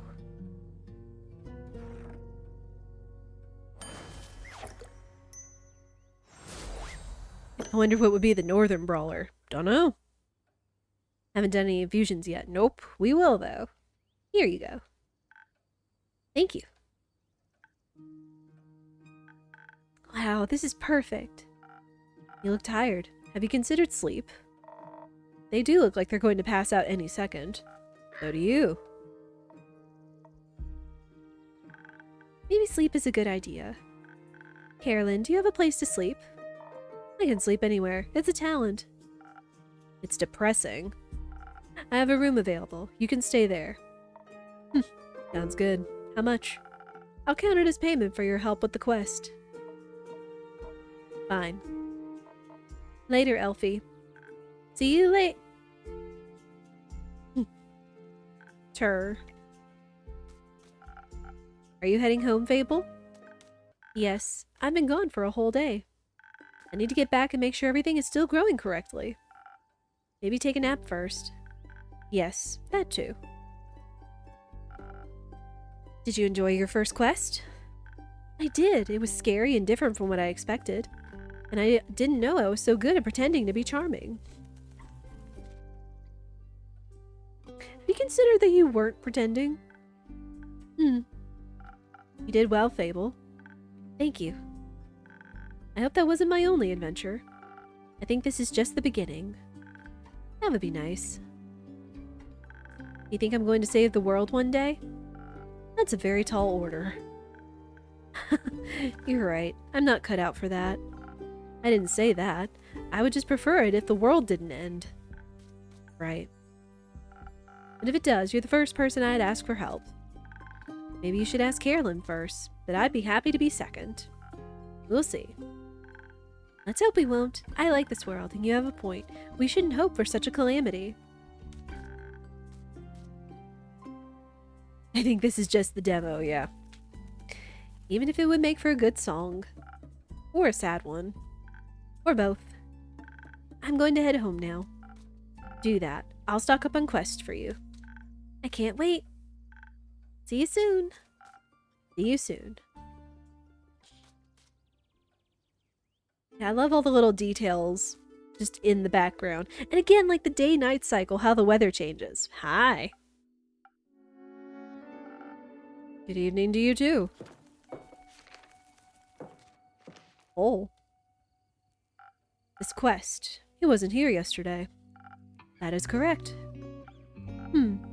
It seems dangerous. It is. And mysterious. Sure. Like me. You could be a little less mysterious by telling me your name. Zephyr. Did the wind carry you in? No, my legs. I want that quest. Well, you can have it. Not just literally, physically, emotionally. Emotionally? I want to take on that quest, go to the castle to get that cape. I mean... Yes. Well, no one has gone to the castle yet, so if someone would like to go, they would be welcome to. So you know of the castle? Yes? It seems strange.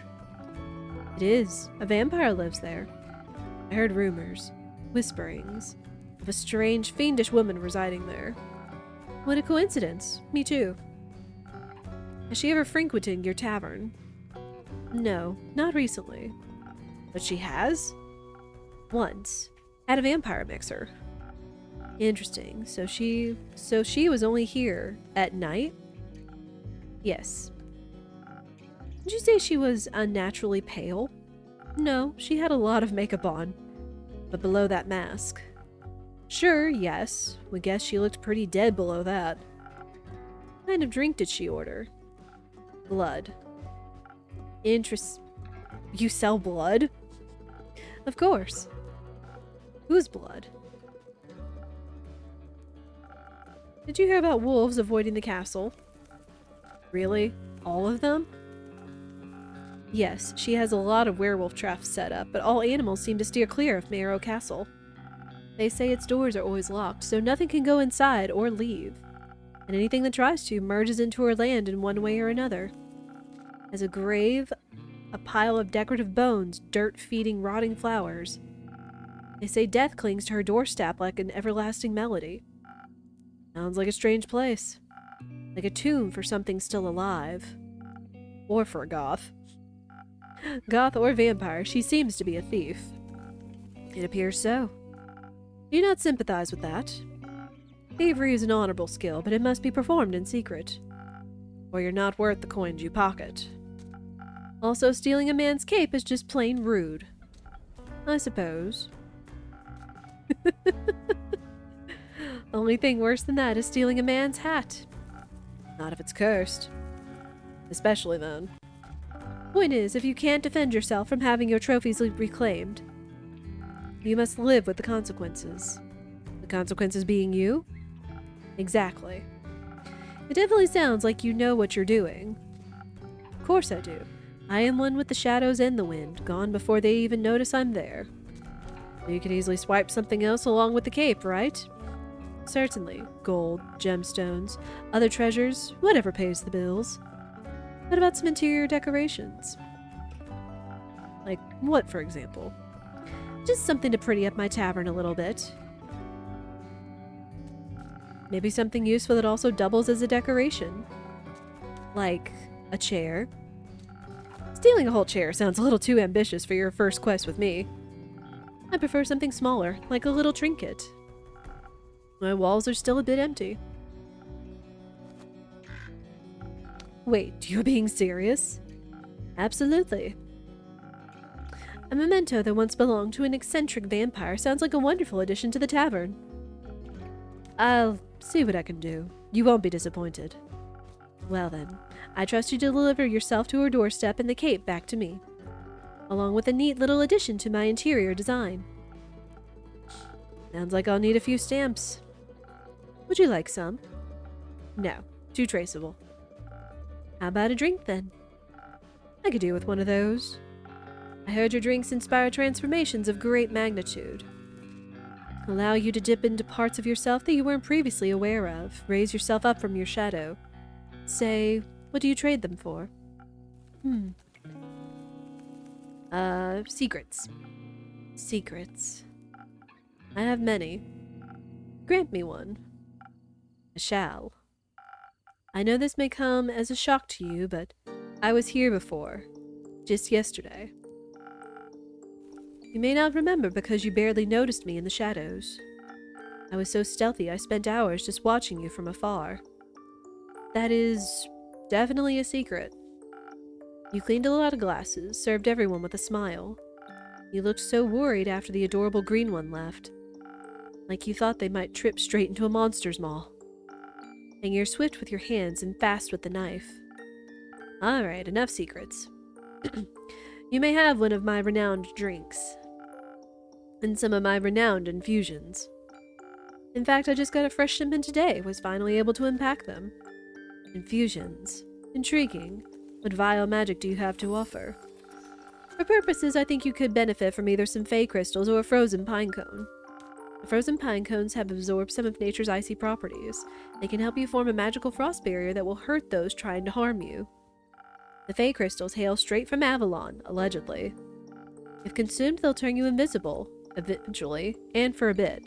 The duration is a bit unpredictable. I've also got some phoenix chilies, but I don't think those would be very useful for your situation. Interesting. So, what dark depths of yourself are you looking to explore? I fear that Lady Evelyn may be of the undead nature, so I must be strong and vigorous if I want my stake in her heart before her fangs are near my neck. Though that does sound appealing. Strength I can do, and some frost armor should help with the fangs. Or perhaps, the smarter route would be to evade her wrath entirely, to outstealth her and steal the cape from right under her pale nose, so that she may lie in the shame of having lost against me. I think such an approach would require a certain amount of dexterity, and some invisibility could help with staying unseen, should my speed and agility not be enough. Help me with the decision, Innkeep. Your wisdom is no secret, is it? I might alter the drink in a way where I have to use different ingredients than usual. I should make sure to keep an eye on the coaster shape, that I should mix the correct recipe. Maybe I should even try adding the infusion first and adjusting the drink from there. Let's give it a try. Alright, so we got 2 drink orders. Either a lot of strength with frost armor, or swiftness with invisibility.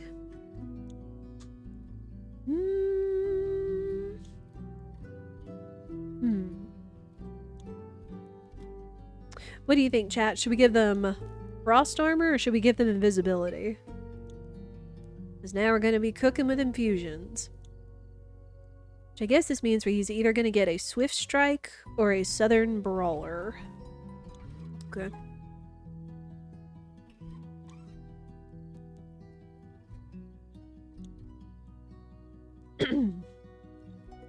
We still haven't made a sparkling nebula. Invisibility. Like the idea of leaving characters alive for later shenanigans to invisibility. Alright, seems like invisibility is the way to go, so we will go with a swift strike with an infusion of invisibility. Yeah. Alright, which means we put in a fey crystal. Boop.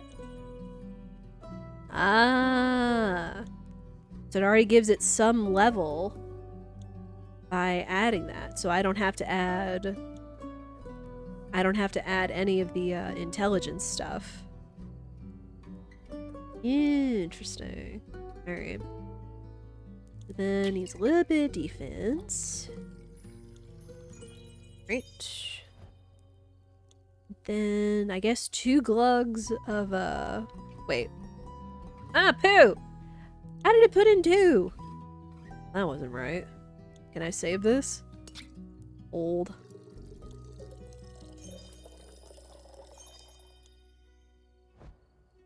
Dang it.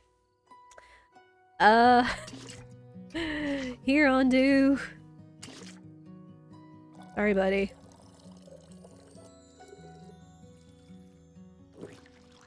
Okay, so it does away with the drink and not the infusion. Okay, that's nice. Alright, on the glug. There we go. Okay. Say whoopsie poodles. At least y'all got to see me give another swig to Ondu. There we go. So yeah, we didn't need the bit of intelligence. Would be funny if Ondu went invisible, though. It would. That would be kind of a trip, like if the effects of the infusions did affect him for a time. Or if he, like, belched out something like that. Alright. Good job, buddy. Ding ding! There you are.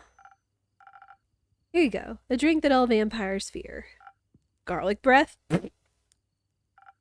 Not quite, but that's a good name. May I steal it? You don't ask for permission before you steal something, Innkeep. And it's no longer a clever ruse, but a mere trade. I see. Did you hear about my new drink, the garlic breath? Ah. Good one. It tastes like, not garlic, but just as fearsome to a vampire. You don't find garlic scary? No, only the absence of it. That makes two of us. Yes! The absence of garlic is wrong! Hopefully this will help me evade her. I'm not prepared for a fight, but I won't need one if my steps are swift and quiet as the wind. And if she can't see me. Goodbye, Innkeep.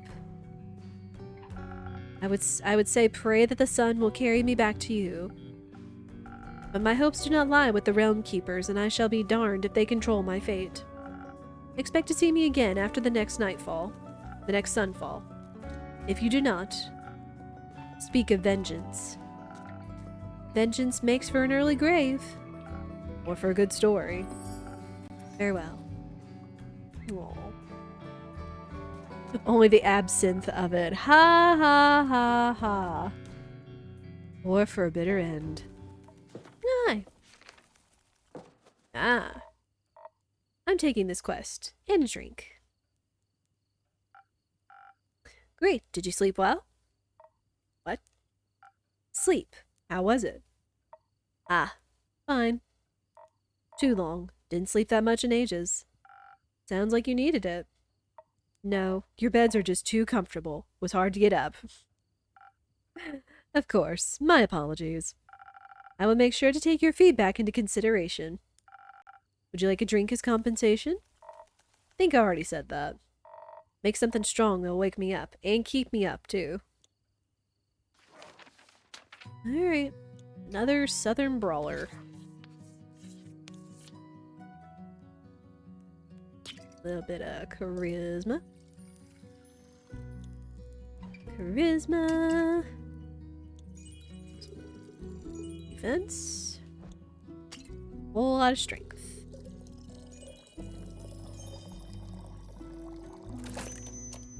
Here we go. Note to self, make beds less comfortable. Man. We always pet Ondu. Something strong coming right up. It is strong, just the right amount of too much. Maybe I should call this drink the Carolyn. No, you shouldn't. Anyway, the quest. Yes, the quest. I'm taking it. So you said.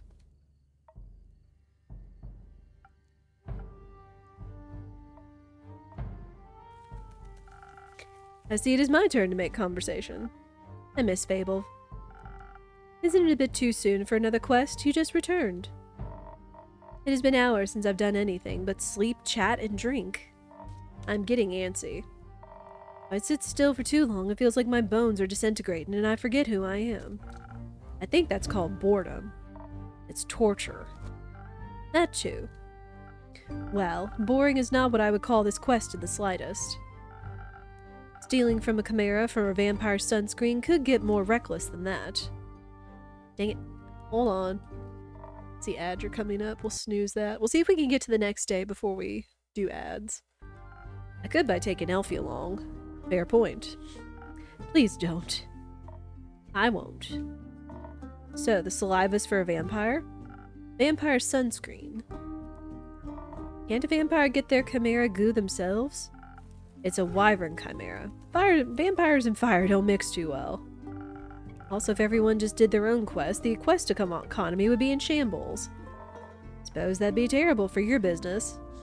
Indeed. Have you ever encountered a chimera before? No, not a real one. Got me thinking, ain't it kind of blasphemous to steal from a draconian guardian? Depends. Are you religious? Guess not. Then no. Would it be if I was? Don't think so. Chimeras steal riches all the time, and they were created to be guardians by the protectors of the realm. So, stealing something to protect someone else seems in line with the doctrine. Good thing you ain't a priest. You do a piss-poor job. Thank you. Is blasphemy what you're most worried about? I ain't worried. Okay, nervous. Ain't that either. Then what is it? Excitement, I suppose? Excitement? Don't laugh. I'm not laughing. I'm asking. Ah. Yes, excitement. I've never encountered a guardian before. And I've always sort of wanted to... Why haven't you? Ain't exactly easy to find one, or survive one. This seems like a great opportunity for you then. It is. What's it about guardians? It's less about the guardian and more about what created it. And maybe a little about the chimera. It's got a dragon head, right? Yes, modeled after its creator, I would guess. You got something, minstrel? So, let me rephrase that. What is it about dragons and chimeras with dragon heads? They're cool.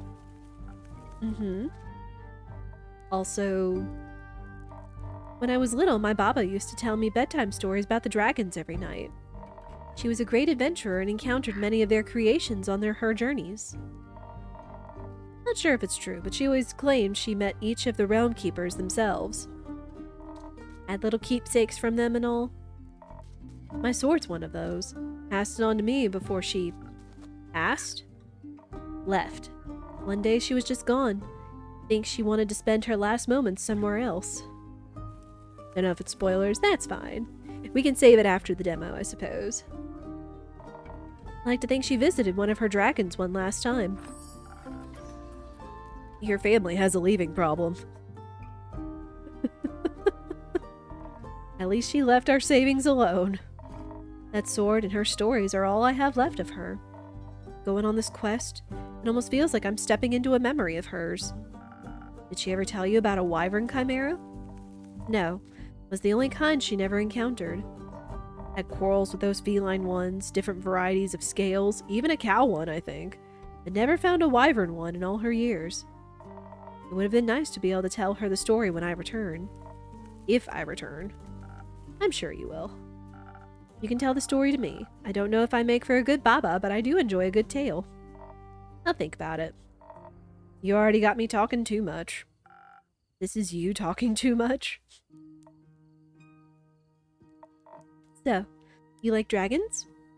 I do. They're fascinating creatures. Very interesting, very magical. They are. Fascinating and magical. Used to pretend I was one when I was little. Really wanted their magic and their wings. You can just ask them for their magic. Not sure about their wings. I ain't a priest either. Besides, I'm a warrior. Don't do all that magic. Boop! Why not? I like my sword and my muscles. They're a good combo. And I don't need to rely on anyone, not even dragons. A little help never hurt anybody. A little self-reliance don't either. You say so. Does this mean you don't want a drink to pep you up, Lynn? Didn't say that. I see. That doesn't count as help? It's prepayment for me taking on your quest. Sure. You'll be happy to hear that I have some incredible infusions to offer that could greatly help with your quest. Nah, that sounds unnecessarily complicated. Let's keep it simple. Alright, what can I get you then? I reckon a little boost for this body couldn't hurt. Heard they're quick and toothy, so I'll need to be too hardy for its bite. Some defense might come in handy. Or something for the brain. Baba talked quite a lot about how they can enjoy a good ruse. Maybe I can outsmart it with the right play. I need intelligence for that. Won't be risking it all on a bad idea. Are you sure you don't want any infusions? Just a little bit of a phoenix chili would make you fire resistant. That could be very useful in a fight. Dragons, you're stubborn. Sure, I'll try one. And on the topic of trickery, no, one is enough. Either you mix defense in your weird chilies or you go heavy on the intelligence. Don't need any more of your fancy tricks.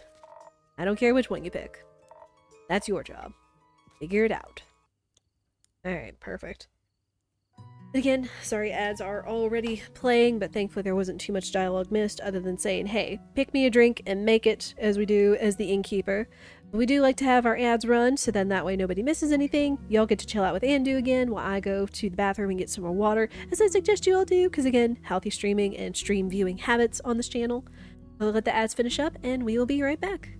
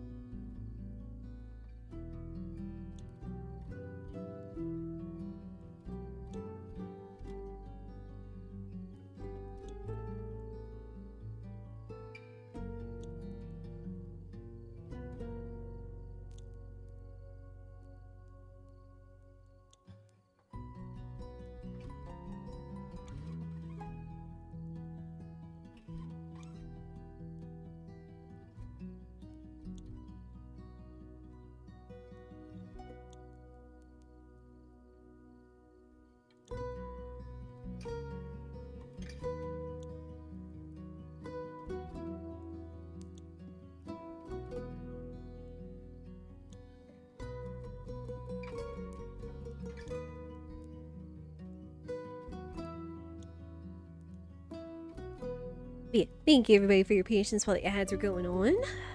Go ahead and make our drinks. So again, we can either make her something with intelligence, which looks like a sparkling nebula, Or we could make her a frosted lagoon with a fire infusion. Ooh. While the infusion would be cool, we have not made a sparkling nebula at all. And I kind of want to make that because that's like been the one drink we haven't made this entire time. But the sparkling nebula, the distilled flavor of the cosmos, the sparkling nebula fizzes on your tongue and rewires your synopsis, inspiring great ideas and even greater stories. Storytellers and scholars alike can broaden their horizons with the taste of the stars. Ooh. Yes. That's what we're making. Okay, so we have 5, so it's 2 parts charisma, 3 parts intelligence. Got it. Alright, so 1, 2. Alright, and this one.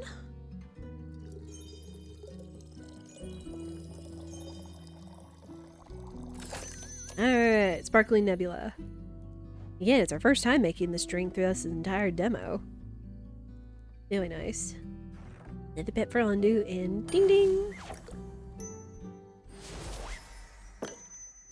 Very pretty. Figured it out. Thanks. Hope you seasoned it with some trickery. It does feel weird, like my brain is sparkling. No refunds. How urgent is the sunscreen? Pretty urgent. The sun tends not to take a break, even for vampires. Maybe he should sunbathe less then. That might solve his problems. Might. When has an easy solution ever been fun? Good point. I'll see what I can do. Maybe they've got some mice in that mangrove. Good luck. Won't be needing it. I'll be waiting to hear of your exploits upon your return.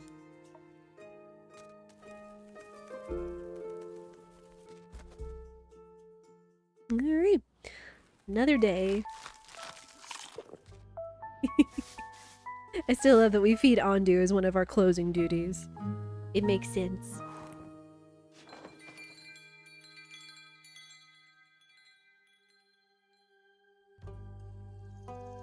Alright, Starlight Sonata. Sounds nice.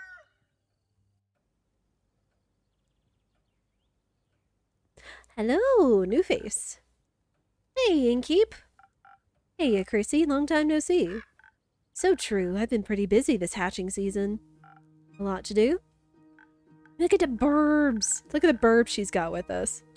Yeah, the burbs seem to be in a slight uproar, like something is amiss. I just can't figure out what it is. Animals often have a sixth sense, you know. They do indeed. Anyways, hand over a drink, will you?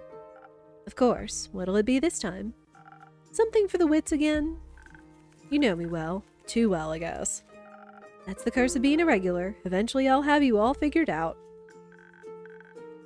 I hate to disappoint you, but you're wrong today. Am I now? Yes, I'm quite confident in the capabilities of my mind and wits. Of course. So, what I'll need instead is something to protect me from weather or foe, so I'm steeled for any situation. That makes sense. I'll see what I can do. Alright. Got a frosted lagoon. So... attack. Charisma. And defense.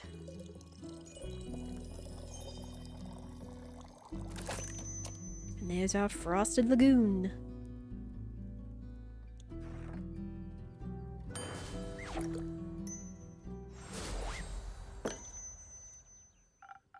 Liquid steel, just a bit more digestible. This is exactly what I need for my trip. Where are you headed anyways? Oh, to the island of Boreas. I want to reconnect with some friends at the annual Borean Art Convention. Isn't Boreas difficult to reach? Not exactly a place known for its population. The convention is especially for creatures like sylvan spirits, trolls, and the like. They'll also be electing the scariest monster for the next issue of Screech Magazine. That sounds exciting. It'll be a sight to behold for sure. But do you know what I'm most excited about? Nymphs? No. They're pretty, don't get me wrong, but definitely not the reason why I'm going to Boreas. That'd be Fable's reason. You're so right. If you do happen to meet a nymph, greet them for me. Sure. Now that we know what I'd be excited for, how about you? The geysers and hot springs, especially around this time of year when the mornings are still a bit chilly and the sun tickles the sky on the horizon. That sounds lovely. I'm sure those things will be nice muses too. Bet. I'm bringing an extra set of paints this time so I don't run out again. I mean, Fable taught me how to make some from flowers and berries, but Borean flora is unsuitable for things like that. Seems like you're well prepared either way. Absolutely. How are the birds doing apart from being in distress? Well, the cinnamon green-cheeked conures are growing up to be such a lovely bunch. Can't wait to release them back into the wild once they're strong enough. And with your care, they'll be ready in a heartbeat. I'm guessing you're taking Ruby and Merlin along to the convention? Of course. As for the others, I obviously can't take them with me. But I asked Fable to look after everyone. In exchange, I'll teach them how to grow zucchini. Speaking of which, I wanted to leave my keys under their doormat. Sorry for the short stay, but I gotta hurry or else I'll miss my boat. It's quite the walk to their treehouse. You don't want to have to compensate me for that, do you? I wouldn't mind, but I also don't want you to be late to your convention. Well then, so long, Innkeep. See you soon. You're a bunch and your brain said of coconuts. Ha ha ha.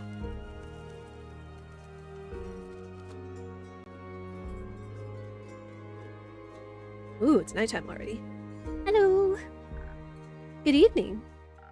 Good evening, Fable. Did you have a good day?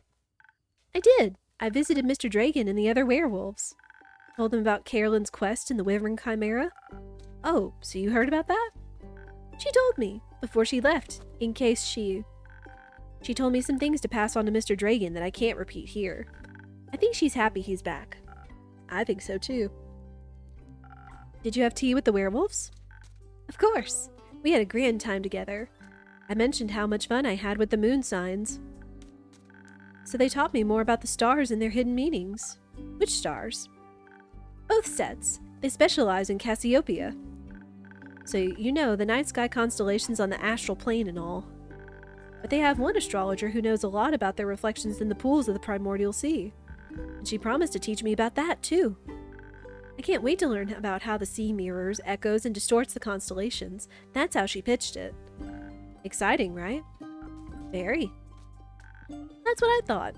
So well, what is it, Fable? I may or may not have finished that little gift I was talking about yesterday. Or rather, that Carolyn was talking about. You know, the little keepsake from my time with the werewolves. Yes, I recall. A reminder of my very first successful quest. I just didn't know if you... I like trinkets. Oh. What is it? It's a piece of embroidery of a constellation. The werewolves taught me how to do it. While the astrologer told us stories and myths about the stars and their twin reflections, I imagine it to be a constellation from a faraway realm. I call it the Little Dipper.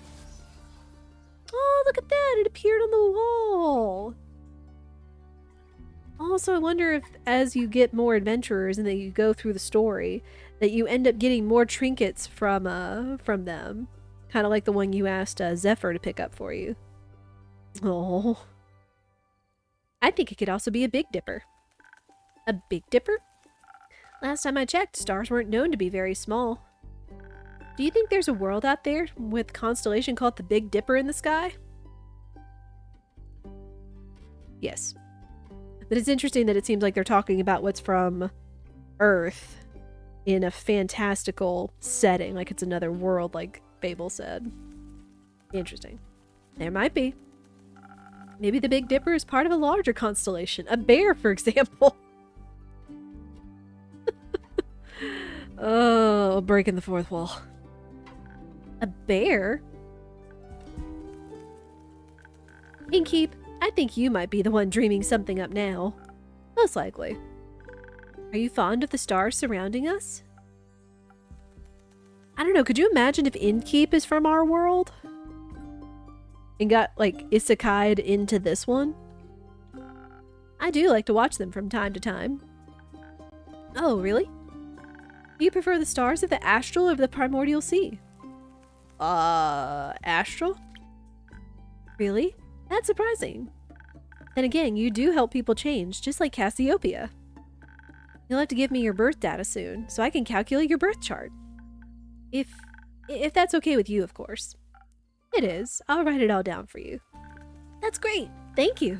I think you may be a double jackdaw. Are you? We'll see. We will. Until then, care for a drink to wind down? Or something more zesty, perhaps? A drink, please. I think I figured out how to make my own zest. Happy to hear that, Fable. But drinks... Not sure how to make those just yet, especially those with the right balance. I'll still have to make the rounds around the grove later. So could you make me something that will keep me awake and agile? Do you think you know me well enough to guess what I might need? Already on it. Thank you. One moment. She wants another swift strike. Of course. It's like we could try making it with an infusion, but we'll just go regular route, which is defense, intelligence. Oh. I did not mean to do a double pour, but I guess, nope, not that. Here, undo. Have a drink, buddy.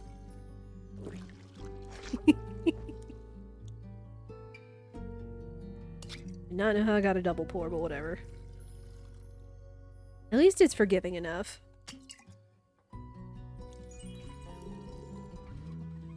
Reach and agility. I like the physics of the drinks. There we go. Got our swift strike. Good job, buddy. Alright, ding ding!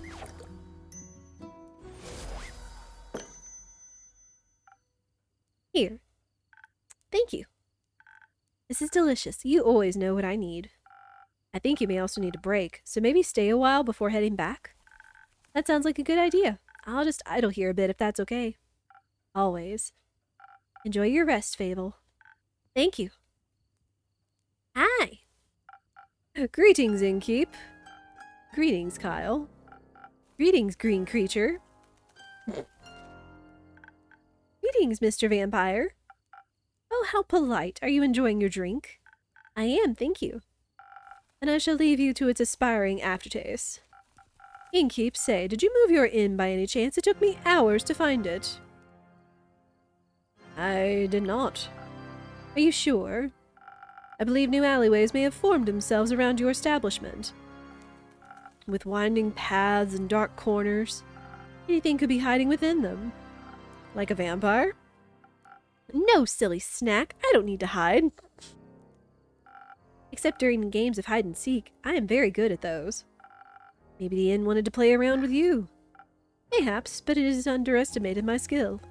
As a 3-time hide-and-seek world champion, I would never lose to such a youngling of an inn. It's not that young. The wood isn't even rotting yet, dear Innkeep. It still has many eons ahead of it. I like the sound of that. As a celebration of a match well won, may I offer you a drink? Yes, I think that would be well deserved. Has that delicious blood of yours made it onto the menu yet? Not yet. Shame. Then I shall have some of that faux blood again, please. It does make my bones feel more sturdy. Coming right up. Alright. Of course, he wants his Southern Brawler, which is Charisma and Defense. And then all the attack.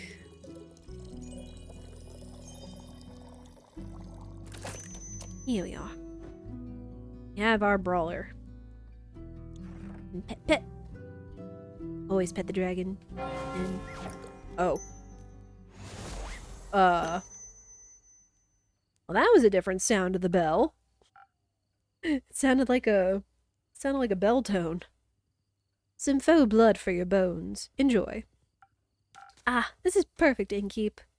The only thing that could make me happier would be a drink lovingly tilted the innkeeper's vein, or lovingly titled. Keep dreaming, Count Dracula. It's Speaking of dreams, how is the retrieval of my cape coming along? Swimmingly. Well, actually, I think there's very little water involved. I wouldn't be so sure. My dear Evelyn has a beautiful pond filled with long-toothed spine guppies in her courtyard. It's her pride and joy. I would hope no one is swimming in that.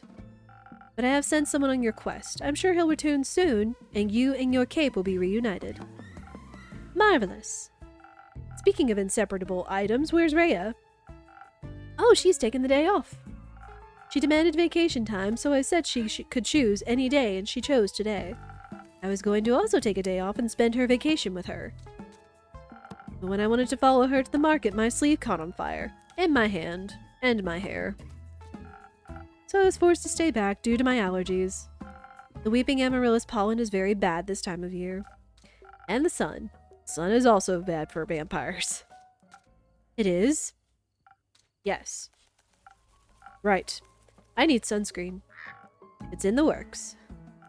Did you get to see the market later? I did. It was beautiful, colorful, and full of music that would make anyone's heart dance. But I couldn't find Ray anywhere, so I felt a little lonely. Luckily, I managed to make a new friend in no time. Very tall and brooding, just how I like them. I inquired if I could try on his dark armor of swirling shadow and onyx bone. But he said if I tried to take it from him, he would turn me to ash. What a jokester. Dark armor of swirling shadow and onyx bone? Yes, a true connoisseur of fashion. He's just visiting, he said. He had crepe recommendations. Plum crepes with ash sprinkles? Yes, they tasted deliciously dead. I see.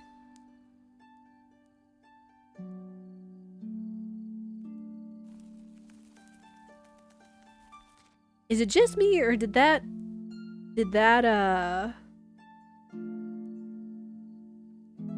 candlestick holder appear above him? Like there was a sparkle and something appeared.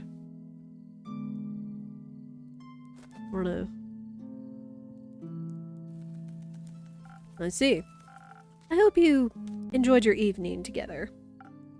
We did, though I feel he asked something of me. I promised I would remember. Perhaps he wanted my cape. Many people want my cape. Perhaps. But I would never agreed to that. It is my cape, after all. Maybe he wanted my Pascal recipe instead? I have no idea how to pronounce that. Didn't notice. That's okay. Is it good? Very much so. And I'd like it as well. Oh, yes, you. Me? He asked me about you. Me? Yes, said he's an old friend of yours. He was very curious about how your inn is doing. I sang your praises, of course, so he asked me to deliver you greetings. And congratulations on the well-run establishment. How did he phrase it? Deliver my congratulations on the faux peace your precious Innkeep has found in her house of denial. Sir. Very poetic, if you ask me. Very. If only I could remember his name. Does my description of him ring any bells for you? No, I'm afraid not. Too bad. He must be an old childhood friend. Maybe you went to school together. I heard many friendships are formed in such halls. Maybe. Do you want to tell me more about your time at the market? Oh, certainly. I found the loveliest trinkets. Like the little stuffed bear with a tiny raincoat and a crescent elder moon necklace. Pasca equals feed in Romanian? Romania would make sense for the vampire, though. I do believe. I found a gorgeous sun charm as well. I bought it for Rhea as a welcome back from vacation gift. That's very sweet. Your friend bought a delightful raven figurine with eyes of starlight. Please don't call him that. We should never deny our friends, even if we don't remember them. I don't remember any of my friends. Alas, I still love them, even if their memory lives on only in my heart. Anyhow, he said it was a gift to himself to celebrate the dawning of the month of the astral moon. Oh, I love Cassiopeia so dearly. She is the most beautiful month, is she not? a haven of starlight reflected in the primordial sea below.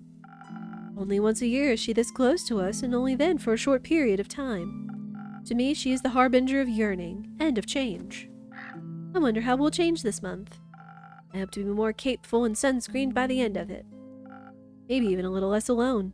What about you? I like the way I am, but I wouldn't say no to stocking up on more ingredients. Ah, the refusal to change is dangerous, Innkeeper. Change always comes to those who deny it the most. By the end of the astral moon, we shall no longer be who we once were. That sounds like a threat. By no means. Maybe it promises mourning, but maybe celebration also, could it not? For example, my dear Rhea hated vampires when she met me, and now she likes me. True change can occur before the stars change, it seems.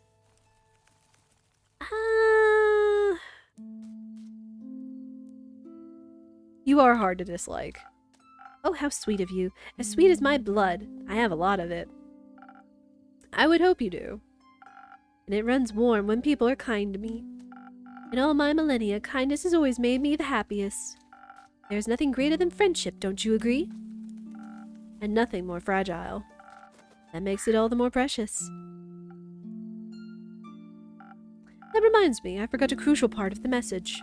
Our dear friend Stranger told me that he would like to see you again. He said... What was it?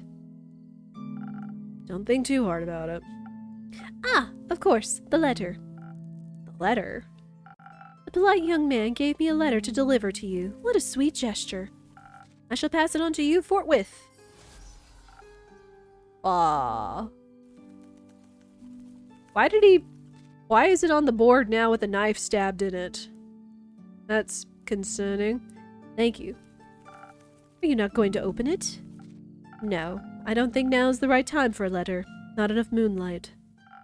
Wouldn't it be kind of romantic, longingly dwelling in the memories of a friend? It would go so well with the fireworks. What fireworks? I have no clue. He said he hopes you'll enjoy them. Fireworks. Doesn't that sound lovely? I hope they aren't part of a private event. I think that would be difficult to do with fireworks. I don't mean to interrupt, but... What is it, little fawn? Look outside. I think the fireworks have started. That's more than typical fireworks. Oh, how beautiful. They're falling from the sky. Hello, little fireworks. Sparkle on.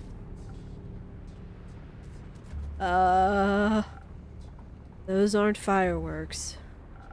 They're stars.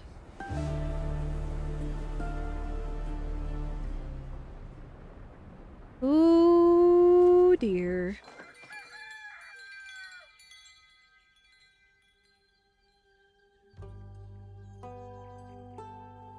Act 2, Starlight Sonata, picking up the pieces, first of the astral moon. Oh dear.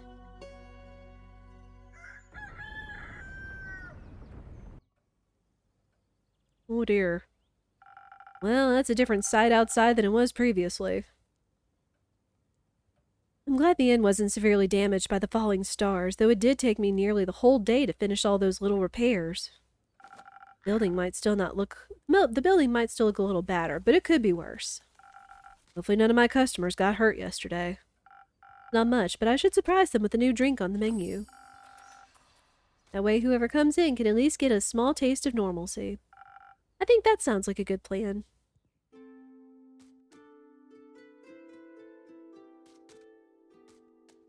Hi, Turtle. Innkeeper. Jade. Didn't think you'd show up again after last time. No hard feelings. Remind me again, who started that whole brawl? Ah, no clue actually. Must have slipped my mind. Would a drink help you remember? If I wanted to chat about it, maybe, but you know how much the remnants of the past bore me. Then let's focus on the present. Let's. I didn't come all this way to revel in old times after all. Although, I brought you something I knew you'd find useful, just in case you did remember who started the brawl. Oh, this is interesting. Let me see. It's some thunder sage, Found it on one of my jobs, but didn't have any use for it. Just don't try to boil tea out of its leaves. Tastes dreadful, numbs your tongue. You seem to be speaking from experience. Oh. Your tavern seems to be getting on in years. Seems like nothing can escape the grip of time. Wasn't even sure if it was still open. Is it that bad? I guess some would say age adds character. And what would you say? I'd say you've gotten old. Ouch. Oh, don't take it too personally. You've still got some of your old... spark? Ish. That's at least something. Not the brightest flame, but funky enough. Thank you? Now I'd actually like to try one of your fiery drinks. I'd like to hear how someone with a numb tongue would say the phrase numb tongue. That would be interesting. What can I serve you? Something that'll quicken my reflexes. Gotcha. Alright. One's a swift strike. Aww. The sunny breeze looks so cheery though. Man. Rio, how are you? Is this a coffee talk like? Yes. The way that it was described to me when I was emailed by one of the publishers about the extended demo was that it's a coffee talk cross with like D&D visual novel, which is nice. Man, I want to make this drink. It's new and looks cool. Alright, but they want something swift, so swift strike it is. Alright. This.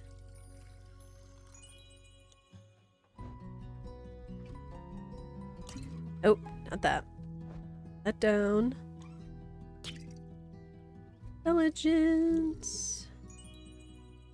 There we go. Not me trying to say numb tongue without moving my tongue. Oh. I'll sweet pet Andu. Good boy. And all the agility.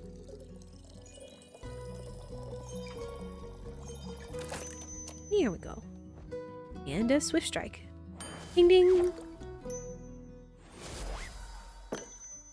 There you are. No actual sparks, but perhaps something sparkling. Now that's what you call a drink. Maybe you haven't gotten on in years so much after all. Well, some things never wither. What are you doing in Zenith these days? Keeping up to date, checking out the latest town gossip after my most recent gig. Your most recent gig? I finished up a job in the Sai Plains. A sandworm kept terrorizing a group of seal wool merchants at the edge of the plains. I, myself, am very fond of those creatures. They just mind their own business, but sometimes, they gotta eat. But you know how it is. Something's gotta pay the bills after all. So I took the gig. It was a cushy job, though I still managed to get sand between my teeth. Luckily, it was only a sandworm and not one of those mimics that pretend to be part of the local fauna and... snap! Gone you are. Anyway, I also heard about some unrest in Zoford from one of the local merchants and decided to go take a look. Zoford? The seaport? Yeah. Always considered it a rather calm area. Cushy like seal wool? Yeah. Hang on, I can look at the quest board? Oh, I can. Huh. Okay. But someone took care of the werewolf. Someone... like, all the things are taken. There's that. We still have rumors, but we don't have any, I think, that could come together yet. We have all of our character profiles. Oh, this is actually my first time looking at the details. It also says what alignment they are and what arcana they are. That's interesting.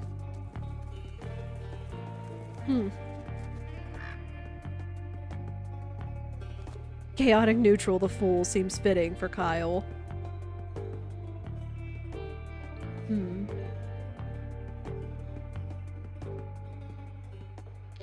Chaotic good and the chariot. Hmm.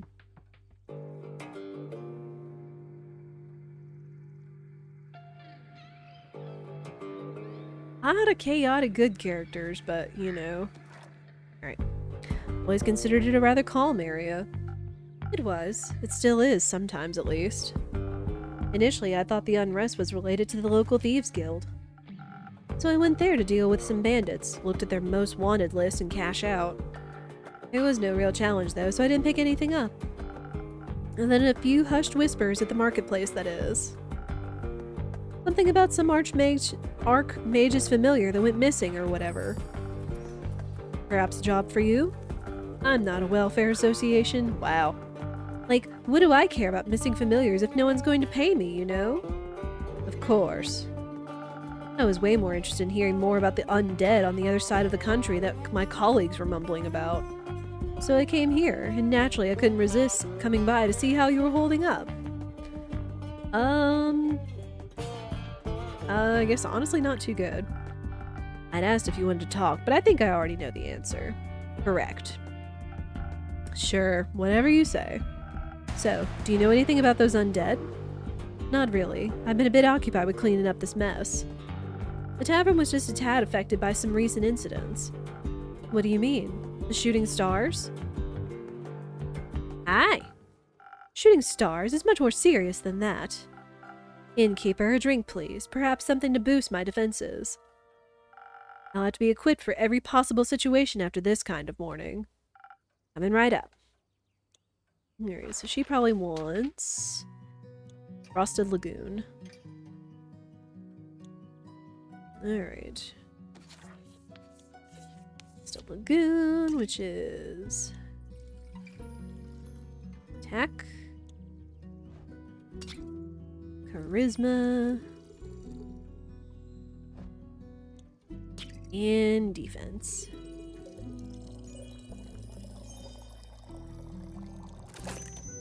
Here we go. Thank you, buddy. It'd be nice, like, if a little hand, like, appeared to pet the dragon, but it is what it is. Ding ding!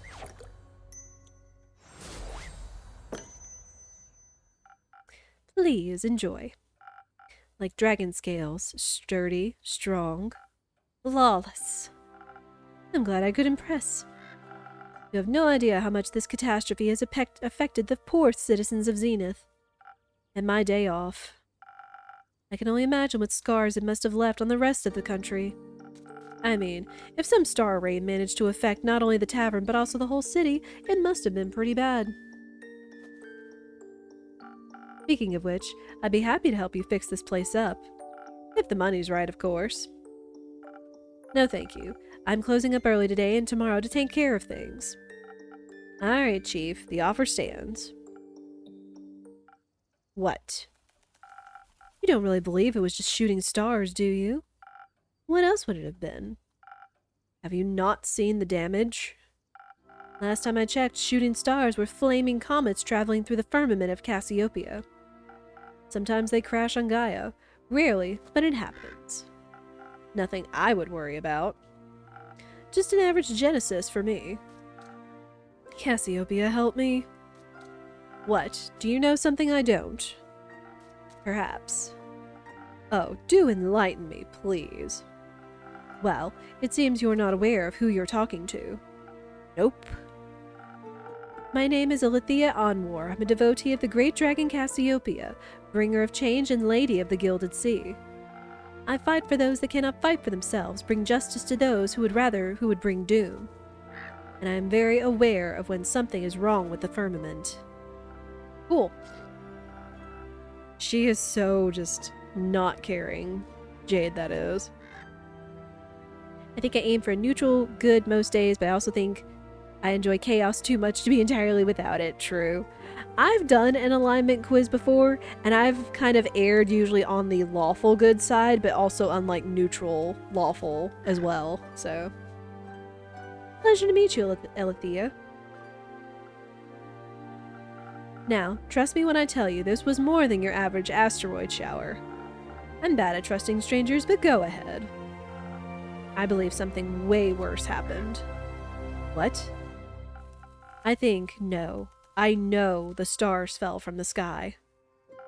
Literally. Usually I reside in the Aperture. It's a temple in the far northeast dedicated to Cassiopeia. But for my niece's birthday, I decided to take a few days off and visit her, to take her to the carnival on the outskirts of Zenith. We were just on our way back when suddenly, right above us, the sky was ablaze with millions of stars raining down on Gaia. I'm very attuned to the realm of Cassiopeia, the harbor of all luminaries of the firmament. Just say astral realm. I wouldn't do the place justice, but what would you know? It's vast and yet so full of beauty. It's an ocean with a glistening surface home to creatures beyond our comprehension. It's the theological term for it. Anyways, I noticed something was off the moment it happened, perhaps even a tad beforehand. Like the feeling of impending doom when all the hairs of your neck stand up and you know there's a creature lurking somewhere in the shadows. Exactly. Which is why, Innkeep, I came here right after fulfilling my duties this morning. So many were hurt. It's a matter close to my heart figuring out what happened. After inquiring with those affected, many referred to you and your tavern. If anyone had any intel, it'd be you, they said. They did? Yes. I'm sorry to disappoint, but I imagine I know even less than you do. I was hoping to find some clues at least to help start with my investigation. Well, she could ask around for you, I'm sure. Would you do that? You can certainly try. Good. In the meantime, I shall do what I do best, aid those in need, and perhaps find out more about this disaster. Why? What? Why are you so nonchalant about all of this? Things like this happen all the time, and people like you fix them. Thus, not my problem. People like me are the reason people like you can continue living like that. I didn't ask for any help. There will be a time when you do ask for help, and then you will be happy there are people like me. Sure. Dang. Before I forget, Innkeeper. Yes, Alethea? I will help you fix up your tavern, free of charge. Not necessary, but thank you for the offer. Well, if you don't need my help, I know many around that do. So I'll be going. Maybe we'll know more about all of this when I return. Now I kind of want to look at Alethea. Hang on. Old. There she is. Lawful good, of course. High Priestess. Okay. Yeah, just all kinds. Called it. She did seem very lawful good. How dramatic. Isn't it normal for divine devotees to act like that in the times of crisis? Not sure if I'd call this a crisis. Sure, if it's like she said and the literal stars fell from the literal sky, then yeah, that's odd. But then again, I'm sure Cassiopeia would have stopped it from happening if she wanted to. Are you religious? No, but I don't deny the dragon's existence. Which means I'm more than confident in saying that if they wanted to be worshipped, they should work for it. We all work for something. I want to get paid, you work to get paid, and they just get paid without working. I wouldn't say they aren't working. Then what are they doing to help in a crisis like this? They're taking care of the grand scheme of things. Wishful thinking. Hi. Heyo. Greetings, adventurer. Who? Me? You're the only one who entered my tavern, no? Yeah, but in what way do I look like an adventurer? That's just her standard greeting. Budget couldn't cover any more, I suppose. Everybody's breaking the fourth wall on me. I have a wide variety of greetings. If that makes you feel better. Hit me, Innkeep. Give me something from your repertoire of greetings. Ayo, bro. Cringe fail. Wow! Didn't you greet me like that? It's different when I do it. Yeah, their whole demeanor revolves around cringe. Wow. Yeah, Wait, what? Who even are you? Jade. Iniko. Cool name, Jade. Can I steal it? What? What? I prefer it if no one stole anything. Drakes. Got it. Can I have a drink then, if I can't have your name? Of course. What do you want? What do you have? Everything. What do you need most right now? Something that'll make me swift and agile. Like a slippery worm. Can't risk getting caught after all. What? What? Worms can be slippery. That wasn't... Never mind. A slippery worm coming right up. Alright, so another swift strike. I'm not gonna get to make the sunny breeze, am I? Biscuits. Alright. Alright, as we do. Defense. Intelligence. And a whole lot of agility!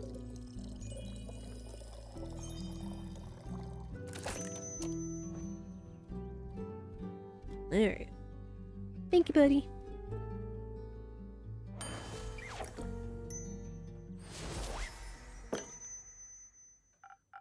No worms, but perhaps it'll still suit your tastes.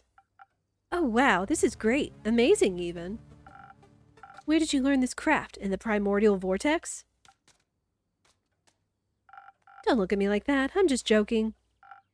You aren't from here, are you? Wonders what happens if a vampire drinks the sunny breeze. Oh no, that's a good point, minstrel. Who, me? Who else? Corey. Is that the thing on your shoulder? Bingo. It's short for corruption.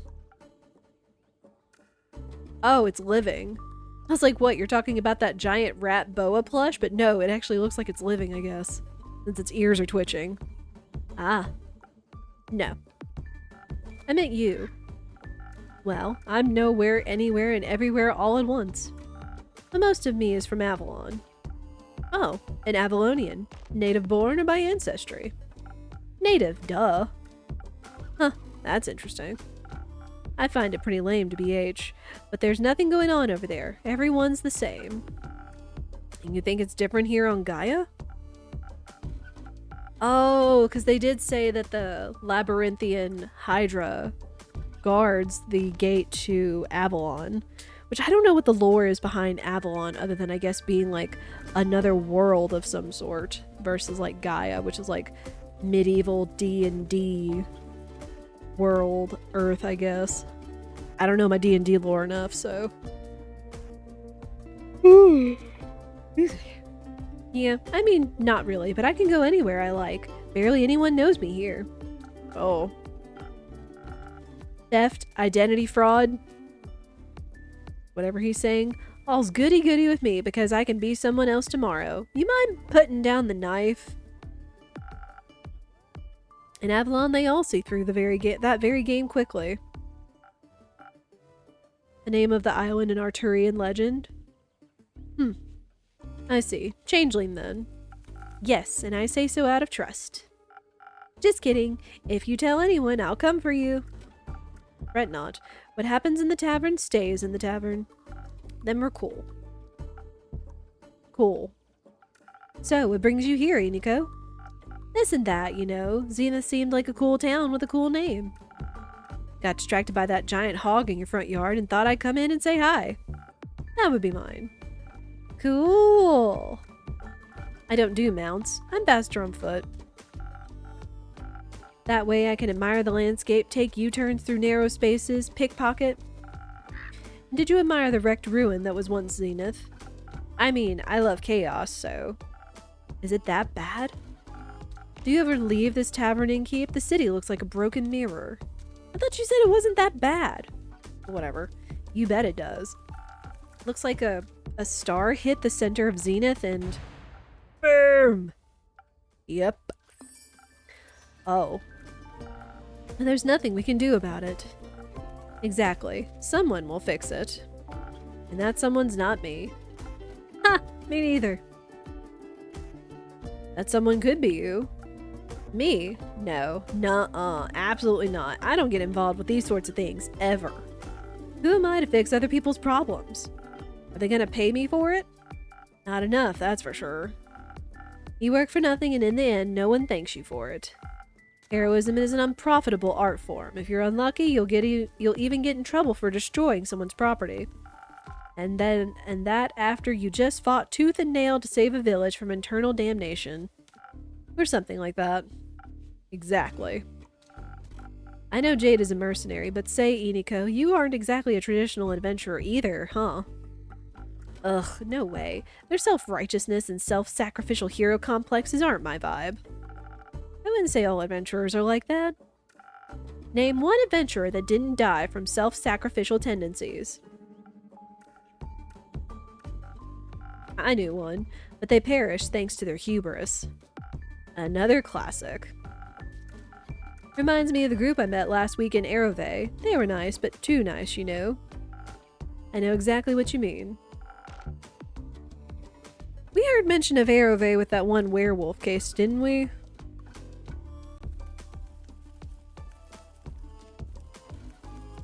But I guess that tended to be, Lynn's Uncle Dragon. Were they also on their way to investigate the falling stars? Nah, they were heading somewhere north. Didn't really listen, didn't care. But I was nice to them, you know? Charmed some rations right out of them when they prepared breakfast at their camp. Sat around the campfire drinking tea, munching on bread and bacon. One of them was a wizard, I believe. Full-on robes and magic type of guy. Kept on going on about how Leviathan was sending some bad omens to the bottom of his teacup. Leviathan? Huh. Why him? Dunno. Was he trying to warn you about his sister's demise? His sister? Cassiopeia. Ah, right. Sorry, mythology really isn't my cup of tea. What is your cup of tea? Fraud. Checks out. So, Leviathan warned him via his tea leaves about the start of something terrible. Tattered wings tainted the gilded sea and dark shades of misery. Lovely. Avalon is also something of a symbol for paradise, as it's where Arthur was taken at the end of his death or near death. Apparently the OG origin of Excalibur as well. Oh. A little bit of crossover here and there. Also, I was looking at the background and I just noticed the little coat tree, or the little hanging tree back there. And it kind of looks like, I don't know, some sort of spatula on the end of an attachment. That's not a SpongeBob nod to the hash slinging slasher, is it? It might be, but now I don't know. Kitchen power tools, hey. Leaving behind nothing but a shimmering void. That's exactly what he said. How did you know? I think I read that somewhere before. Did you also read about the blazing eruption at the foot of the Dalwell Hills? No, but I heard about that when I was in Zoford. Thought the Fae were doing one of their quirky rituals again. Wait, so it actually happened? Yep. He also read that from his tea leaves. Whoa, seems like this guy was a real psychic. I guess. Divination magic can be a powerful tool. The tea leaves said, the wings shall be torn apart at the feet of Avalon, nestled between the peaks of Dalwell. Dalwell? So it really could be true. What? Sounds like whatever happened in Dalwell was the reason the stars fell from the sky. Tainted gilded sea, shimmering void, metaphors for a starless sky. The wizard was right about his tea leaf reading, that is. But it fits with what I heard in Zoford. Happened just a few days ago, too. Oh, that's how you're connecting it all. I'm getting a lot of stuff in here. Hang on. Ooh. So I could make... I have enough for another quest. Huh. I would love to make that. Alright, let me see.